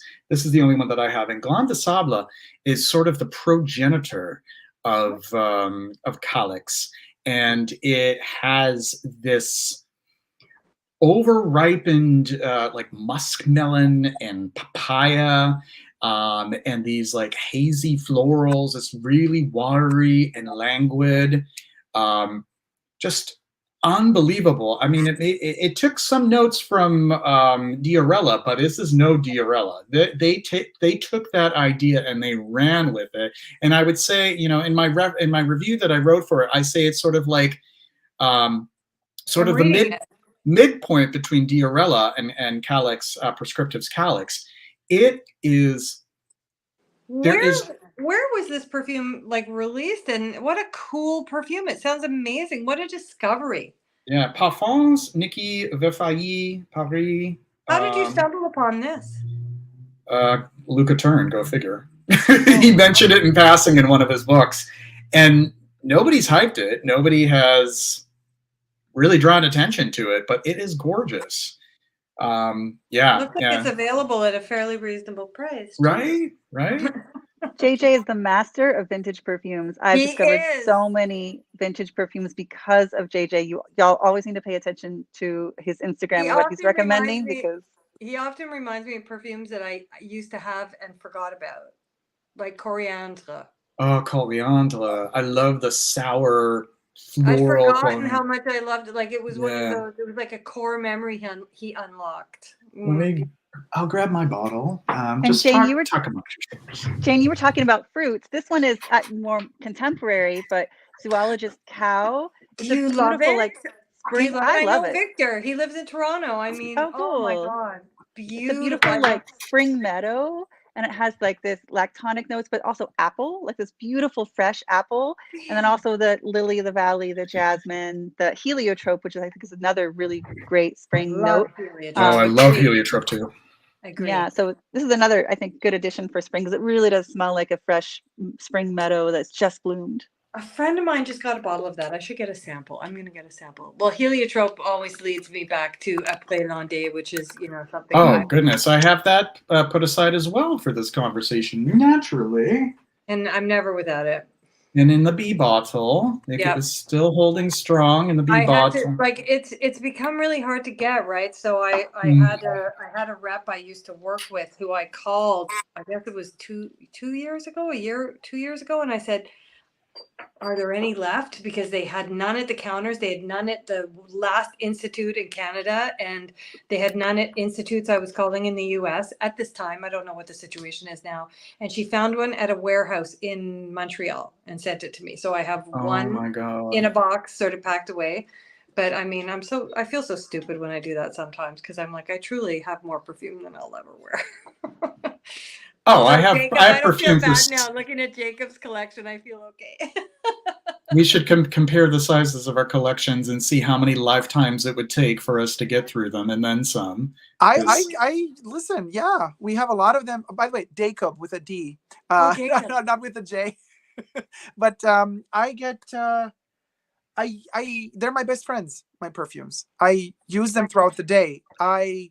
This is something, and I just made a shameless plug in here, a video about perfumes for beginners if you're just getting into perfumes. And I thought nobody really touches base on this, because if somebody makes a list of like, let's do top 10 perfumes for beginners, like they're going to give you the 10 perfumes. I'm like, wait, let's do a twist on this. Let's tell people how to approach perfume if you're a beginner, right? And for me, the biggest thing to realize on your perfume journey is you're actually really wearing them for yourself, not for others. And this is something that a lot of people at the beginning, you know, you're going to see these cliche YouTubers, you know, hi, Jeremy, the panty dropper perfume, the compliment getter. I'm like, I don't want to wear a perfume that gives me compliments. Matter of fact, usually when I think about a perfume I want to wear when I'm out and about, very asocial of me, like I want to be left alone. I'm going to wear a perfume that pushes people away. So I go for the heavy hitters. And when I'm at home, I treat myself. The whole day I go through different stages and moods and mood boards and emotions. And I wear a lot of perfumes every day when I'm at home with myself. And sometimes I just pass by and I take the lid off, smell it, and I say, what a wonderful memory. And I close it again. Some I spray on, but throughout the day, they're my friends. It's a constant conversation that I'm having with my fragrances. So to me, having so many of them doesn't mean that it's a waste, because as a matter of fact, I always say perfumes should not be considered a luxury. They should be considered essential for our lives, because they're such wonderful, beautiful. They're like a framework to your mood, to the poetry that is life, and it breaks my heart, quite frankly, when I hear people say, oh yeah, I'm finally found my signature scent. Like, what? No, don't limit yourself.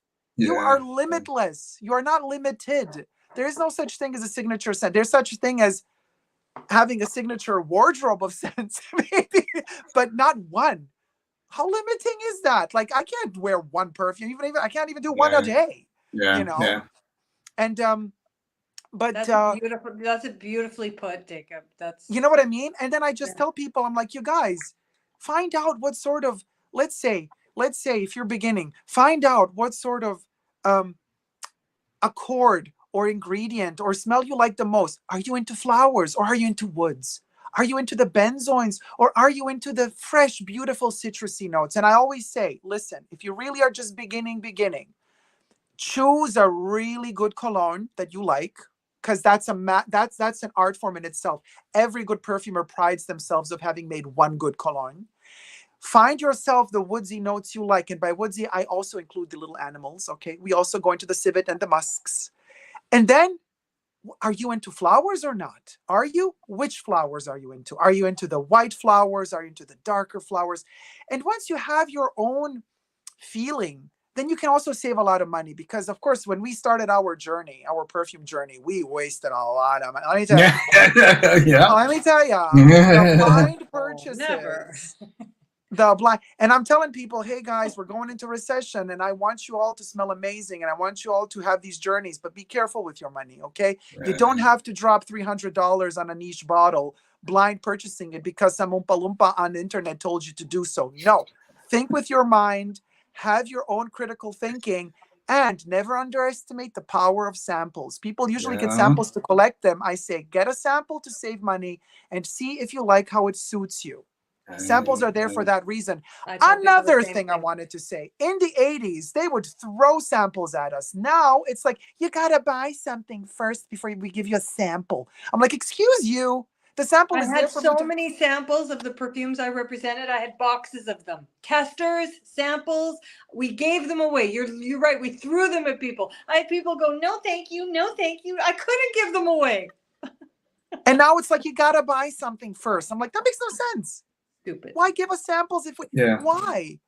Because somebody out there decided they could make money selling them. Exactly. That ruined it for everybody. Yeah. And we're back to our initial conversation, maximizing profits, which is killing perfumery. Right. Also, the flankers are killing perfumery. Oh, yeah. I give people a credit. If I sell a sample, it works as a credit towards a bottle. I give you nice. That's a beautiful gesture. This even goes for those who are collecting vintage too. You know, there are people who are like, just go for the 100 milliliter bottle, just blind buy it. You trust me, do it, go for it. No, but Jane, like you have your own perfume, and I mean, you're not a multi-billion corporation. Of course, it makes sense for you. It's also environmentally more friendly to say, I'm not going to throw away samples. Like if you buy a sample, you can use that as a credit if you're going to buy a bottle later. That's beautiful. But also very environmentally conscious. But these major brands, it's tax deductible for them. You guys, they make these. Could be a loss. The audacity one sales associate once had when they gave me a little sample, a little 4 ml sample. This is a very precious thing. It costs us $30 to make. I'm like, bitch, don't even try me. This does not cost guilt tripping. Oh, that's what they're doing now. I can't. Oh, man. Yes. Made me feel guilty. I'm like, I'm a client. Why are you making me feel guilty for giving me a sample? Don't you want me to come back? Yeah. Right. But just saying, go for minis. I'm all about minis. I know they don't make minis anymore because they don't make anything the way they used to, but they used to make those minis, like the little mini, like Durissimo that I have. I mean, this is like 15 mil or something, 10 mil, or even like, just little bottles. Collect those. And if you find that you are absolutely 100% smitten, then get a larger quantity. I just think that there's so much like encouragement amongst each other to just go for gold and get the biggest bottle possible. That's how good it is. Just be careful with your money. A lot of perfumes from the 80s came out in sets that had perfumes, tiny perfumes. It's really easy to get 80s perfumes in tiny bottles. Totally. I have like 5 Samsara perfumes like this big, and I love them. My God, it smells. Oh my God, Samsara Parfum is incredible. Yeah. I mean, it's easy to track down 80s Parfum in tiny, tiny bottles. Oh yeah, and they're often really affordable. And they're pretty too. Yeah, I love them. Did you know? You guys know this is a friend of mine who's worked on this project, Perfume Legends 2, the book by Michael Edwards. Do you know it? Oh, Michael Edwards, yes. I highly recommend it. I always have it. I have it here, by the way. I have nothing to do with this. This is not. I'm not plugging in my product or anything. But I just want to tell you guys, I love this book so much. Wait, I hear something double. You see it? Yes. Beautiful. And what I found out thanks to this book is about Samsara. You guys, did you know how they got inspired for the bottle? No. Oh my God. Okay, so Guerlain was a nasty little horny bugger. Let me tell you. Because let me tell you, and I was talking to Clayton, as a dear friend of mine. He works with Michael Edwards, so you know, I asked him permission, like, hey, Clayton, if I sometimes do show the book on my channel, is it okay? He said, go for it. I totally trust you. So you're not going to get in trouble, JJ, if I show the book, because it is copywritten. Technically, we're not allowed to show books usually. I'm just looking for some Sarah now. You're going to be shook. My favorite version is the vintage Eau de Toilette, the original. That's what I have. I have an old tester I bought from my friend when she closed her store. I do have a relative. There you go. You say it and I make it appear. It's magic. Yeah. Some Sarah moment right there. I love it. Where is it? And actually, hold on. Is it in the other book? There's 2 books. Come on, Samsara. I know you're in here. Remind me the name of the book again, Dacob, so I can write it down. Perfume Legends 2 by Michael Edwards. Oh my God. Is it still in print? Yes, you can actually. They have worldwide free shipping. You can get it directly at Perfume Legends website. Oh, wow. Thank you. Awesome. They do worldwide free shipping. They're super awesome, you guys. And the book is just so beautifully written, researched. They have so much insider information, like even like the gossip, Ernest Beau stuff, like from the 20s and how it was for him in the First World War and how he made Chanel No. 5 smell like snow. Whoa. Yeah. And once you know that and you smell Chanel No. 5 Extrait, it does smell like snow. Wow. Cool. And again, the power of conditioning you, you know? Reminds me, I need some No. 5 Extrait. It's very sad that I don't have any. Feel sorry for me. Next on the list, right? Pity me. Oh no, yeah, definitely. It's such a beautiful fragrance. Where the heck is this? While he's looking for that, I just wanted to show the coriander. So for those of you who are fans of Ben Ami, it just so happens that Jean-Louis Suizac was the composer for this as well. So if you like following perfumers and their great works, coriander from the 70s, beautiful like sour rose with, of course, as the name suggests, it has a coriander, musky, just gorgeous stuff. And you can still get it for a song and it still smells fantastic. And easily gender neutral in my opinion. You absolutely unisex. Like if you tried to launch that today as a feminine perfume, I actually think it would be hard. Yeah, they would give it to their boyfriends. Malachite, I love the faux malachite. It's my favorite.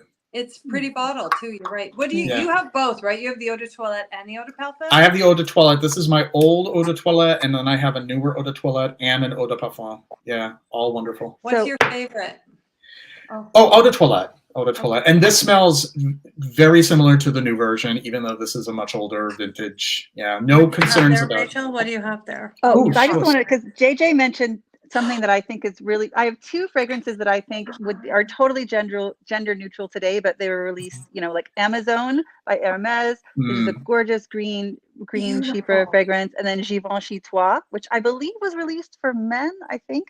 But again, it's a gorgeous green chypre that I think are completely unisex today. They're absolutely gorgeous. I think even Amazon would be considered kind of masculine, right? Oh my God, they're so. What do you think of them? What do you think of Givenchy Toi? Love it. JJ.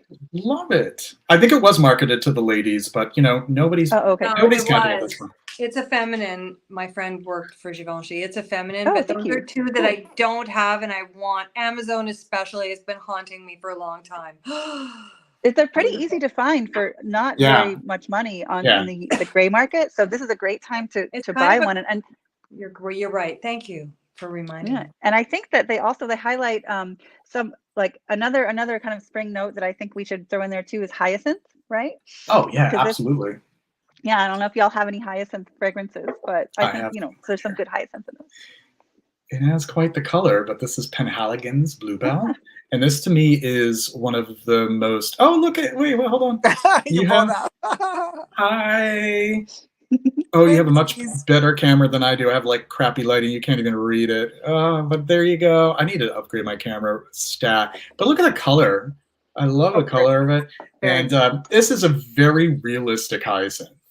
This smells like you're putting your nose into a hyacinth. And of course, like hyacinths, depending upon the color and the variety, they have some variations. But this is sort of like the culmination of like everything that you experience in hyacinths. Wonderful stuff.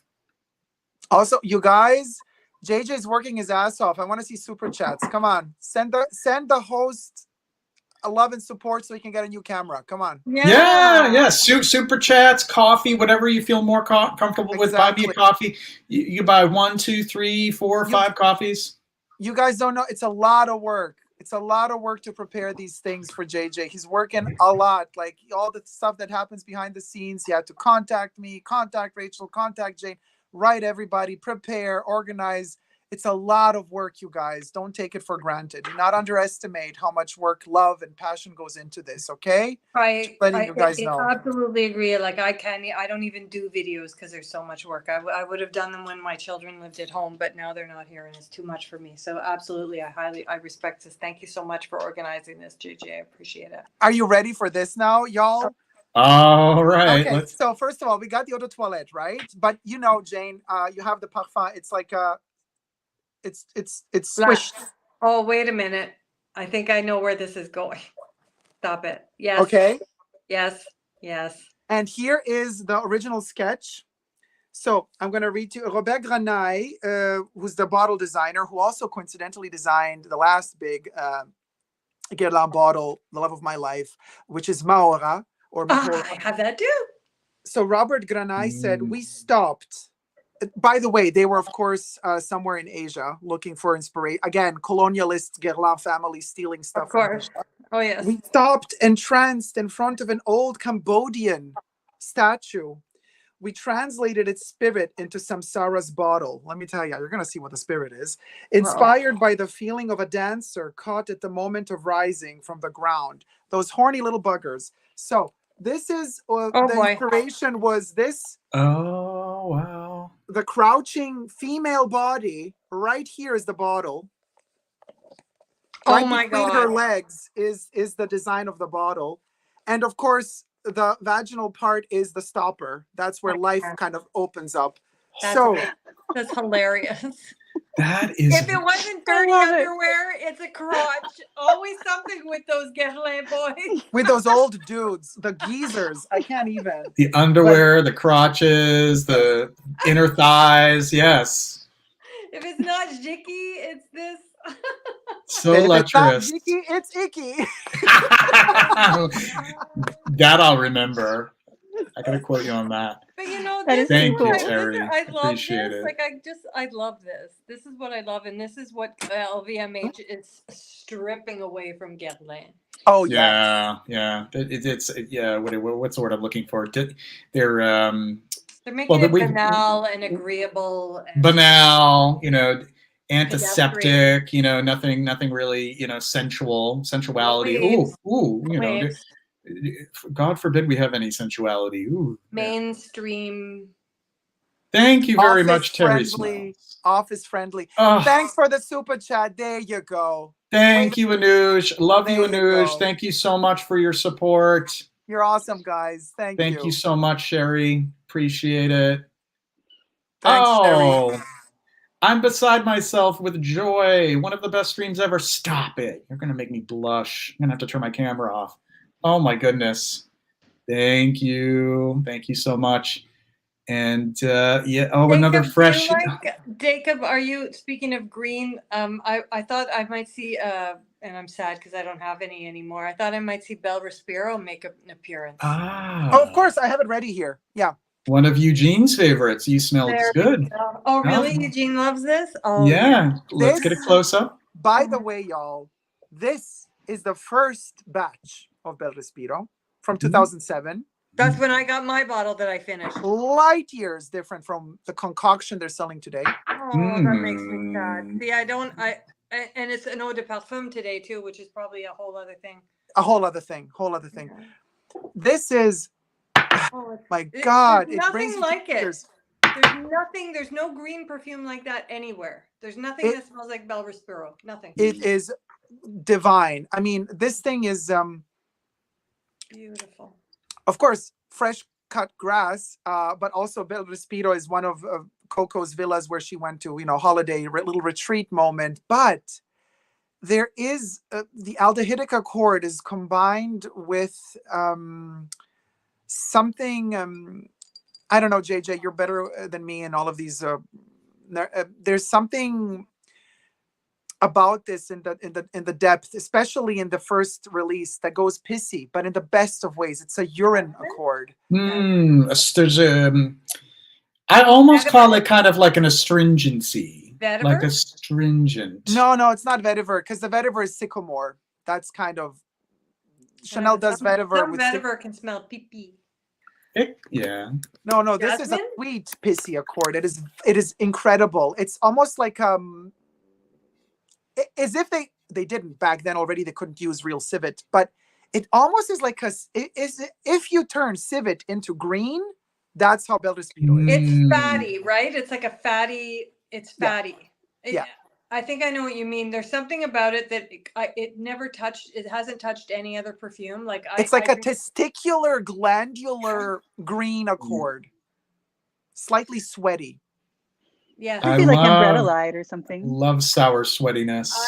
I feel like it's a bit fatty, but soapy, but in a naked bodies rolling through the weeds in the grass. Okay, let me tell. Okay, ladies, I don't want to TMI, right? No, don't worry about it, Jane. I'm not gonna freak you out. But it is perfumes, and we know from ambergris to all of these things, we know that also bad smells are part of good smells. And of I course. mean, we were talking about the fetida at the beginning of the live stream as well, JJ, which also smells putrid. And I was talking to, right after we had the movie premiere of Art Lovers Unite in Melbourne, there was a couple of people, we had a little get together after, and we had coroners who are followers of my channel. Oh my God, they're amazing. It's a family. Anyway, they are professional. They're doctors. And coincidentally, Clayton was there as well, who works also with Michael Edwards. And we were sitting all together drinking and talking about perfumes and the smell of death.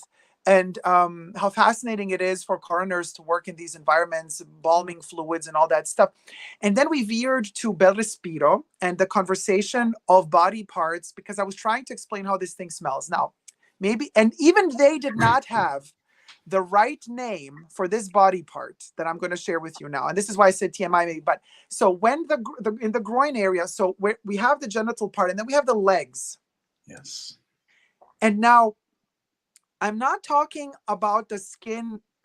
Okay, for ladies or for men, doesn't matter. So between the testicles and the anus, there's that piece of skin in between. I'm not talking about that. I'm talking to the two sides, left and right, between the end of the testicle and the beginning of the leg. There's that little part of skin that almost looks like a pearl. It's a pearlescent sheen it has. There's a special gland right there. When that gets slightly sweaty, and I'm not talking about, that has nothing to do with nothing. It has nothing to do with the testicle, nothing. It is completely after that, right before the leg begins, there's that little piece of skin, which when you open the leg, like when you stretch the leg, it's like a pearlescent sheen. It's a beautiful sheen. That spot smells incredible.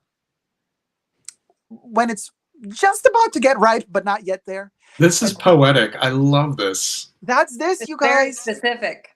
That's Bel Respiro. That is Bel Respiro. That's sort of in the junction of like bat wings. I don't know if you ever heard of it. Now I'm getting too graphic. Bat wings. But that's that vicinity. Yes. So no. That's only if somebody with a Guerlain to make that. That's Duncan. That's only if somebody happens to be infected with jock itch. This is no, nothing. No, guys, no. Come on, we're all grown ups here. We're not. We're not. Teens. I'm telling you, we're talking about It's very. It's not at all sexual, you guys. It's a very, very specific part of the body that has a particular. The way that the lymph nodes are concentrated in that area, they secrete in a different way than, let's say, this part of the skin.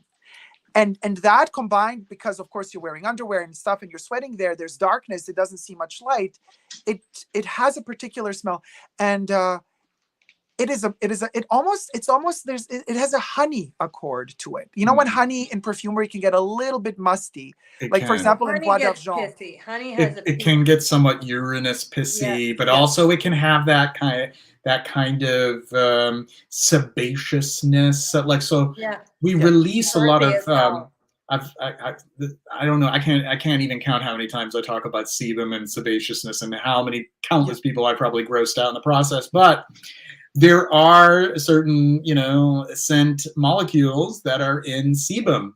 And Yes, sebum is everywhere. It's those on are the the face. oils Yeah. that are released from your skin, Yeah. so sebaceous glands, and they differ from the parts of the body. So I love, one of my favorite notes is costus, and it reminds me so much of the sebaceous secretions of the skin and the scalp and around the ears. Have And you smelled Nina Ricci Fee Dev? I would love to. I've I been have not. I've been hunting for a bottle of that. That was my cousin's perfume. I found a mini of it for her, and smells like dirty hair. Yeah, it has Oh. a lot of She costus. was a bit freaked out because it wasn't what she remembered. She said, "I remember it smelling like blueberries," and I'm like, "This doesn't smell like blueberries." Jade is like, I know what this smells like. But I think a lot of the top notes might have gone off, and if there was, and it made me sad because I was like, I wish I could go back in time and smell the top notes, because I'm like, where are you getting blueberry? You're clearly not imagining that. So there must have been some kind of fruity top notes, but the costus was, it was crazy. It's very compelling. I feel like is Balenciaga Quadrille, is it also a costus-y one? I could check. Yeah, I can pick up a little bit of that, like, scalpy sebaciousness and quadrille. Definitely Fee Dev. Definitely Fee Dev. Which I haven't even smelled yet, but I'm like so sold on it that I have to be careful. I should probably just try to find like I a bet that's a little. tough one to find intact, though. I feel. Yeah, I that's what I'm concerned with too. Really old. Just very briefly, because the algebraist here, in Human Sweat, we also have P. Cressol, which is responsible for the scent of pigs. Not only that, P. Cressols in Perfumery. I just wanted to highlight this fragrance, which is also a wonderful spring fragrance, Ostara from Penhaligon's, which happens to have been discontinued, unfortunately, at Bertrand Duchefort. This is a Narcissus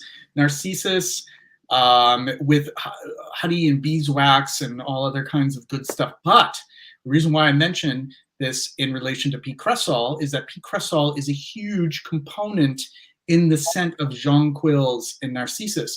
And that is why there is this back note in those flowers, that it's very bright and floral and sweet in the front, but it's a little horsey and animalic and piggy, I guess, as well, in just these undertones. And you see that in full effect, or you smell it in full effect. I never got a chance to smell that one. I've seen it popping up because it's spring. I've seen Ostara on my timeline quite a bit, and I never got a chance to try it. Sounds so beautiful. Do you have it, Rachel? So good. I do. Yes, I have a bottle, and I love Narcissus. It's probably my favorite, one of my top 3 favorite materials. And I'll buy anything with Narcissus in it. Jane, what was the perfume you were talking about? And we wanted to see if it has costus in it. Oh, Fide? Balenciaga Quadrille. Oh, Quadrille, yeah. Okay, I'm checking right now. Quadrille. All right. Balenciaga. It could have just been like a dark mossy. I had it for. Yes, Anuj, thank you. You are making my day, my night. Oh goodness, thank you so much. Oh my goodness, look at that. Elated. Thank you very much. And I think another. Oh, sorry. Plum, peach, lemon, cardamom, cloves, jasmine, amber, musk. Okay. It must be just hidden in the musk. You know, they didn't want to act. It's a wild musk in Quadrille. That's it. Rachel. And even aldehydes can have that kind of fleshy, musky quality too sometimes. Fatty, fatty, allopathic aldehydes, aliphatic. Yeah, exactly. I was going to say another. I don't know if we brought it up yet, but iris or orris is another great spring material that I think I have to smell it in the spring, especially on a cool morning, because it could just give that little bit of warmth. But it's so beautiful, and this is one of my favorite spring. I'm sorry, it's not really focusing, but one of my favorite spring fragrances is called Iris Lumière by Cellini, which is a Maurice Roussel fragrance, it just came out, I think, last year. And the whole line by Cellini I really love. Maurice Roussel did all of them, but it's a really beautiful, it smells like that first day of spring, that fresh green hyacinth. It was just gorgeous, with a really beautiful kind of backbone of orris. So definitely recommend this. We love Maurice the Mustache. He's such a good perfumer. Oh, yeah. Another one I finished and haven't replaced is 28 La Pausa. I don't have to tell Dacob about that. I mean, It's discontinued. oh la la. So wait a sec. So there was 28 La Pausa and then just simply La Pausa. And I've heard that they're very different from each other. Yes. What? Okay. Yeah. Yeah. I mean, they're both iris and orris root based. When did La Pausa come out? La Pausa came out in 2006 / With all the- 2007. In France, they released it a little bit earlier because Chanel always wants to play those games. But 2007, and then 2016, they discontinued 28 La Pausa Eau de Toilette in favor of the La Pausa Eau de Parfum. Also gorgeous, and I love it to bits, but it's a different fragrance. Yeah, I liked the original. That's what I had. I had one of the big bottles. Ooh, I was, and you know what? I was too generous, just giving decants to my friends. I know. Yeah, that's always such a bummer when they then discontinue them because that must have cost them a fortune to make that perfume. Yeah. That wouldn't have worked for the shareholders. The bottom line, I don't think the La Pausa, I mean, it's, and I remember still, and they took that interview offline. It was on the Chanel YouTube channel, I believe. Christopher Sheldrake with Jacques together in the Laboratoire de Chanel, talking about the magic, them two together talking about the magic of orris root. And I remember Sheldrake standing next to Jacques and Jacques saying, we decided for the orris root because unlike any other ingredient, this one, at the beginning you spray it, it smells like nothing. But the more time passes and the more it starts to smell and warm up. And so this is the inverted perfume, 28 La Pausa. It starts like nothing, but with time it's more and more and more and more. And Sheldrake, yeah. I love that interview, but it's gone. I can't find it anymore. For the love of me, I've been looking for it for. I remember once there was a special promotion in Toronto. Has one of those very cool Chanel perfume counters that has Coco's living room recreated, and so they have all this ceramic, the porcelain rods. And I went in on a day at this particular department store where Chanel rep was there, and they had Chanel raw materials. And so I sat down. I think I was getting Bel Respiro, and I sat down and she said, "Well, what we could just go through the makeup, pick a perfume, and I'll pull out the raw materials." So we started with number 5, and she brought out ylang, sandalwood, jasmine. I'm trying to remember, there was one more, and in bottles this big, Chanel bottles of their raw material. Oh my God. Dipped a blotter into. It's 4 of them. Right. Tuberose de Grasse. Grass Jasmine, May Rose, and Ylang Ylang. Those are the main 4 they always show you. There was sandalwood this time. Sandalwood they have too, yeah. Yeah, and she dipped and was fanning. I tell you, she was elderly, and I did consider grabbing them and running because she couldn't have caught me. But I knew I could never go back to that store again if I did it, but I knew I could have made it. The sandalwood was like, it was like, the jasmine and the sandalwood, those two to me, and the ylang, the most beautiful. Like, it was in that, I just remember in that moment thinking, this is a perfumer. This is a perfume house. This is mastery. Yes, this is why we always go back to Chanel. This is Chanel. Like, I smelled those raw materials, and I was just like glued to my chair. I couldn't move. I was just like, what? That's sandalwood. And I convinced her. I always have vials, and I had a pipette, and I convinced her. I got like 2 mils of the sandalwood and 2 mils of the jasmine in a little glass vial. Whoa. I know. Miracle. I think the fact that I was, spending $400 on a bottle of Bel Respiro, which I think it was $375 for one of the big bottles, maybe $325. It seemed like nothing. It seems like nothing today. Yeah, now it's over 500. Yeah, but I think it was $325 for one of the big 200 ml eau de toilettes. And so she was being very nice to me. And but oh my gosh, the most beautiful sandalwood and jasmine accords that I've ever smelled. And Without- this, Jane, I'm telling you, and I'm really glad that Rachel also got the Bois des Îles fresh batch, because of course they're using less and less of all of those expensive ingredients. But when Bois des Îles is very, very fresh, okay, the aldehydes are not omnipresent, because they do tend to be because as the perfume ages, you're going to get, the aldehydes are going to become very pompous. As it macerates, yeah. But when it's fresh, the aldehydes are so delicate, and you get more of the sandalwood accord, and it's more citrusy. And oh my God, Bois des Îles when it's fresh. This is why I kind of drain the bottles when I buy them new. I want to use it when it's fresh. I also love it when it ages, but it's one of those rare examples. Usually I love Chanel perfumes when they age a little bit, but Bois des Îles is beautiful. Also number 22, both of them are beautiful when they're fresh. And they're beautiful to live with, because as they age, you love them more and more, and they evolve. I love to hear this. This is really encouraging. I love to hear good things about new perfumes. This is beautiful. I love to hear this. I love to hear how beautiful the new Bois des Îles. All right. Well, here's something more for you. A brand new launch from 2022. People are criticizing this like crazy. I am in love, talking about spring, spring, summer, green, basilic or basil fragrances. Eau de basilic pourpre is I was curious about that one. I wanted to try it. I want to get it from my daughter's boyfriend. We smelt it in Montreal last weekend. I'm Did you like it? Buy it for him. I'm probably going to buy it for him. He's looking for something summery. Beautiful. Dacob, we have a question from Fragrance Enthusiast. I don't know if you would be able to answer. If Chanel often reformulates their men's fragrances, because there is never any info on Chanel's reformulations.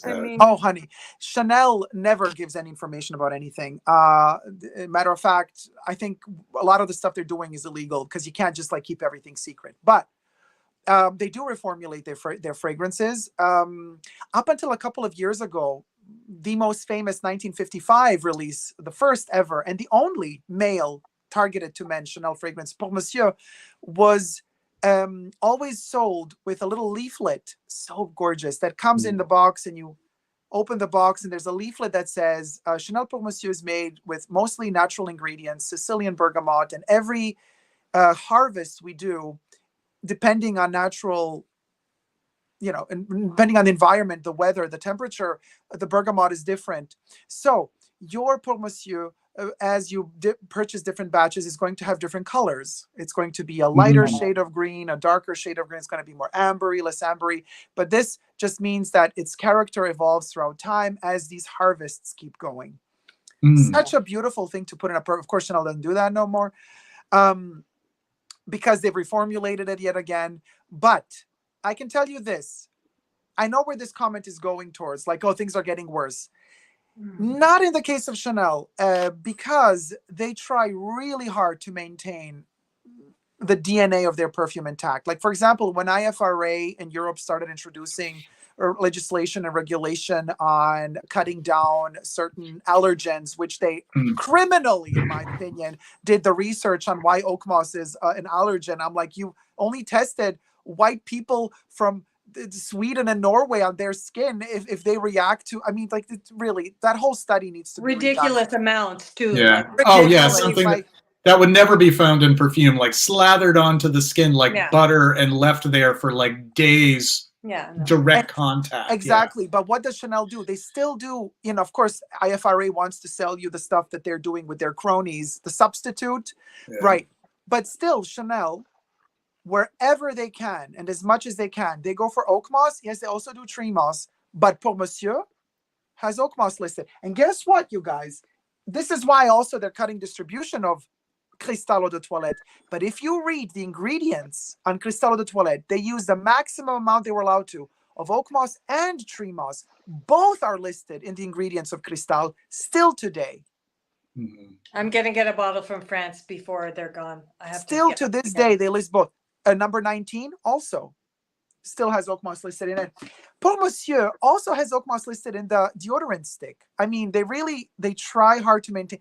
And then they go through phases. Like, for example, with Egoist, there was a period when it was watered down to the point of like, what is this? Now, the fresh batch of Egoist I just got a couple of months ago, divine.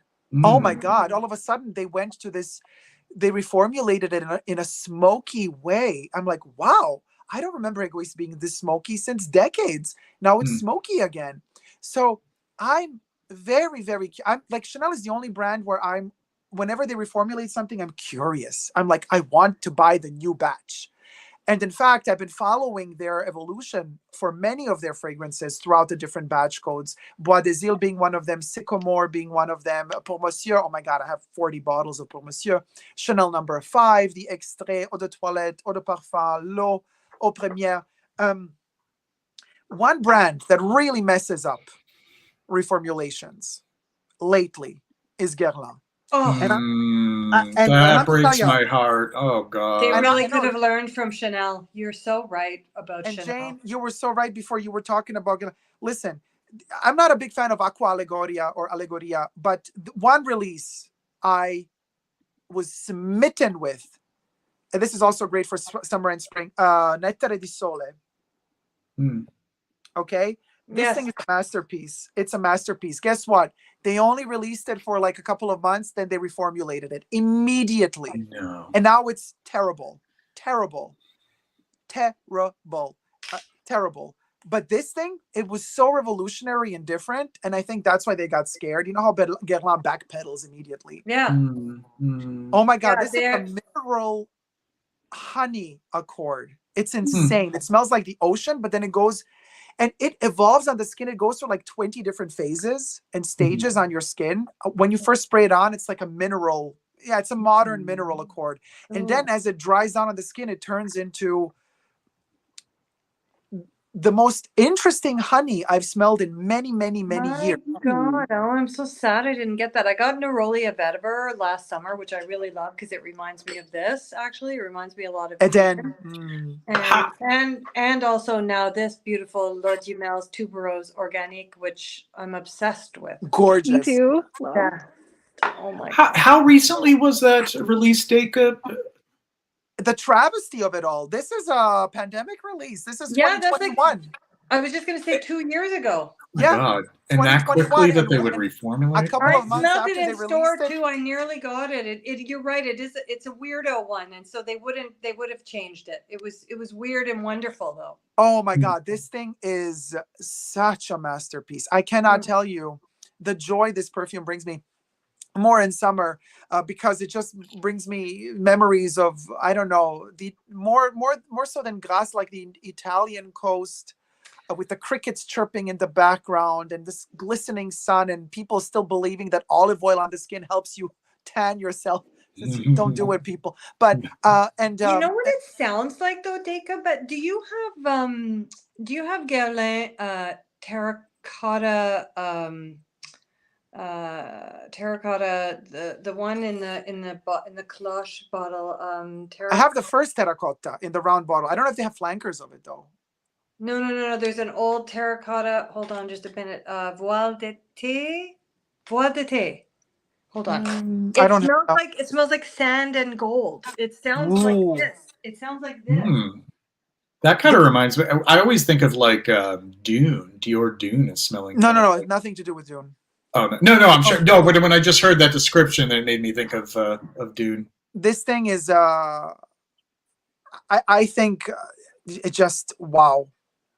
I mean, first of all, mineral accords like Eden by Eden Rock by Dior, terrible mineral accord. Hold on a second. Keep that held up. I took the pointy cap off. Hold on. Let's get there we go. I took the pointy cap off so I could put the sprayer on because it could be a splash. This is a 90s one, terracotta voile d'été. It's love the bottle. I think the bottle reminds me of like the EDCs, the old EDCs. Yeah, it's like my old Shalimar Eau de Cologne and even my teeny tiny little meteorites, the old 90s meteorites. It smells like hot sand, bain de soleil, gold, like carnations, dry terracotta red. Like it doesn't smell anything like the terracotta that they have today. Nothing like it. Wow. And désolé for And the Saint-Tropez. Oh, I love those it smells commercials. like there's carnations in here for sure. It's a weirdo fragrance. It smells like hot burning sand. Wow.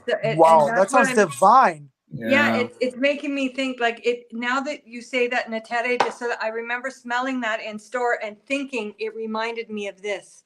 And this was like so weird, like very weird, like Mahora weird. I love Mahora too. Oh, I have Mahora so I wore it much. last week. I love it. Oh, so gorgeous. Oh, that almond tuberose. Ah. It makes me happy. But this is the only Aqua Liguria that it actually behaves like a extrait almost. I mean, this thing lasts for like 10 hours on the skin.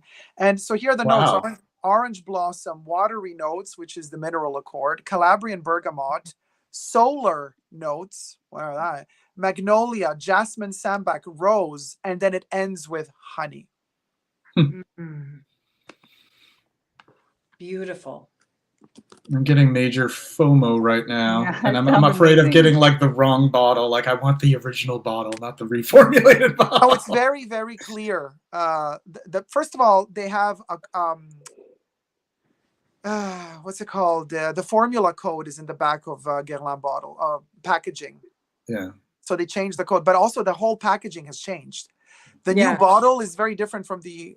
So the new bottle has the new formula. You're not. So it'll be pretty easy to make the distinction. Super easy. If it's the old bottle, it's the old formula because they only sold it for like a couple of months. Then they reformulated it. It's crazy. So try it out if you can, if you get a chance. It's a. Oh, sounds so cool. It's a very. I was like shocked. I was like, Thierry, okay, girl. Okay. You went there. I was like, this is very daring. And in fact, I was like, oh yeah, so daring. In fact, that they told you to change it up again.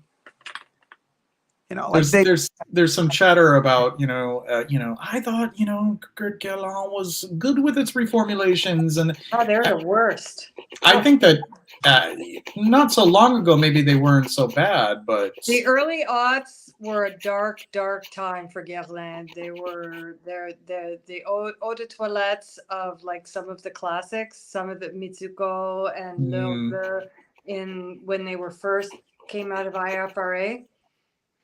Horrible. Yeah, really bad.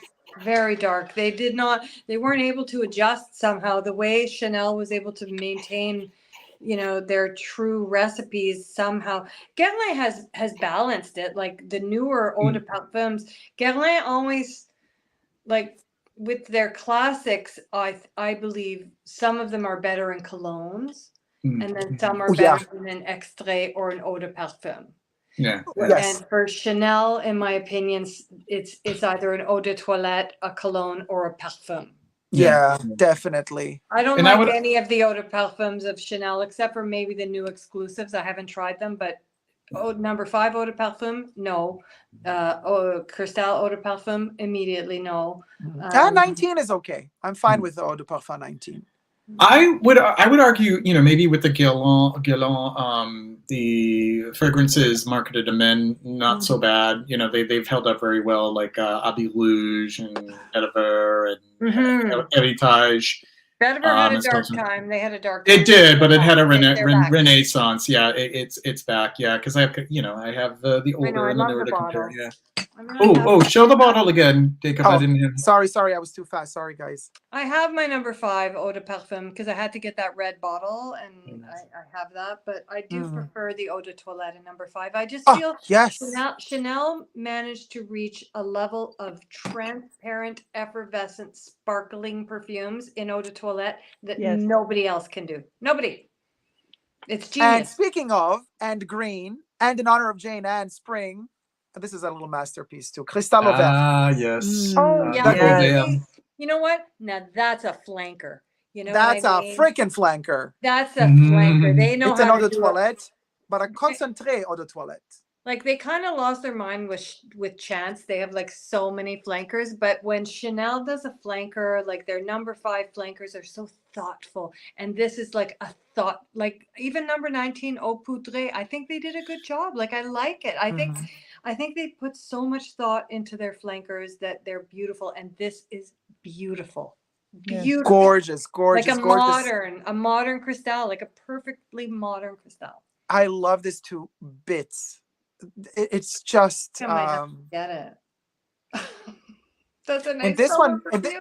and this one like about a year ago, so it got discontinued actually for a short period of time worldwide, and then for almost a year not Were available there anywhere. low sales? Why would they discontinue that, I wonder? Well, then apparently there was some ingredient they couldn't reach anymore because of the lockdowns. So they had to wait for something to become available again so that they could start producing them again. And now there is a limited batch run made. You can find them again in perfumeries, but then they kind of go. I saw that, JJ. Oh, yes, I have them waiting in tow. Sorry, guys. Yeah, who's next? Oh, this Total Eclipse of a Bottle, Silence. Mine is in the other room, but I love it too. Giacomo, Silence was released in 1978. This Gorgeous. is hyper galbanum. This puts like Now, any... how have we waited till now to bring up Silence? So how did I not even bring it up? I have a whole pile here, and I didn't even bring that one out. It's dark and hides in the back of my collection. This to me is sort of the zenith when it comes to like a green chypre floral, because it has everything that you associate with springtime, everything that you associate with green notes. It has the leaves, the buds, the stems, the flowers, the everything. It has a hyacinth note. It has lily of the valley. It has narcissus, and it is just a juggernaut. And when it has comes a woodsy dry down too. It has very woodsy dry down. This is for the guys who are concerned. I know you're really concerned sometimes. Don't worry, not to fear, and nobody's going to think that you're wearing something for a lady. Don't worry. And even if somebody does think that you're wearing something for a lady, F them.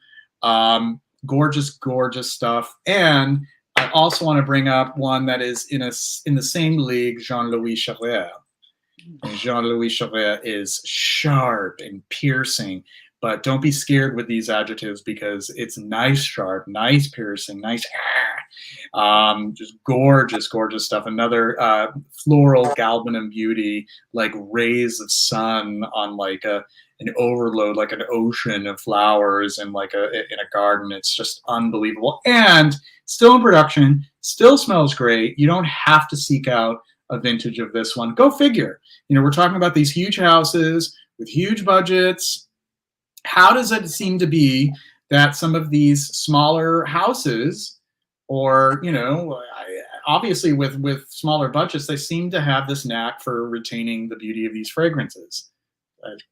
It is funny when you think about it, right? It's like where when you think about how I was doing a little calculating, trying to figure out how many perfumes came out in 2022 for something I'm writing, and it's anywhere from 1,000 to 4,000, and it's like there's no room on the counter at the department stores or perfume boutiques for all the perfumes anymore. And it's like, where is Jean-Louis Charrière going? Like, where does she sit? It's such a beautiful classic perfume. I mean, I know there's specialty boutiques here and there where you might find, but that makes me sad but I'm happy that they're still making it. Like, thank God. Perfumes like that are still in production. Thank God. There's actually this shop, Colonial Drug. It was first in Harvard Square, and it moved to Nonantum, which is a neighborhood in Newton, which is just outside of Boston. And oh my God, they have the most incredible factice collection. Only Anouge can rival the amount of factices they have of all these classic fragrances. They have a ginormous. Anouge, who's been commenting here, has a factice collection. Do they have a channel? Oh, he doesn't have a channel. He has a website though, and it's in the description. And he has some gems for sale. So yeah, and he is on Instagram as Pretty Bottles ASAP. Pretty Bottle ASAP, I think. Is that correct? Oh man, I don't know. Noosh may need to. I follow him, but Yeah. I nearly bought a Nikki Saint Phal Factice. It was like this tall, and it was the Perfume bottle. So it was like the round puffle with the the blue base, the blue square base with the intertwined snakes. It Oh ended my up going for god. $1,000, so I was out of the bidding. Oh my god. That's another. That's one we could talk about for this time of year too. Oh, that's another Marigold Galbanum, baby. Yeah. Not a million miles away from Lauren.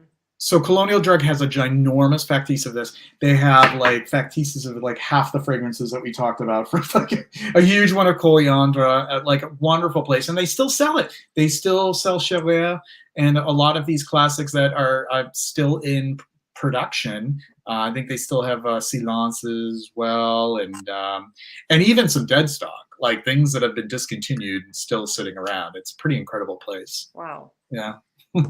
I love Factices. Yeah, I wish I could find some good ones.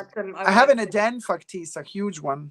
Ooh, what do you have there, Rachel? Rachel, what do you have? Show us. Oh, these are just a couple more that I have that are, you know, newer releases that I think are really great spring fragrances.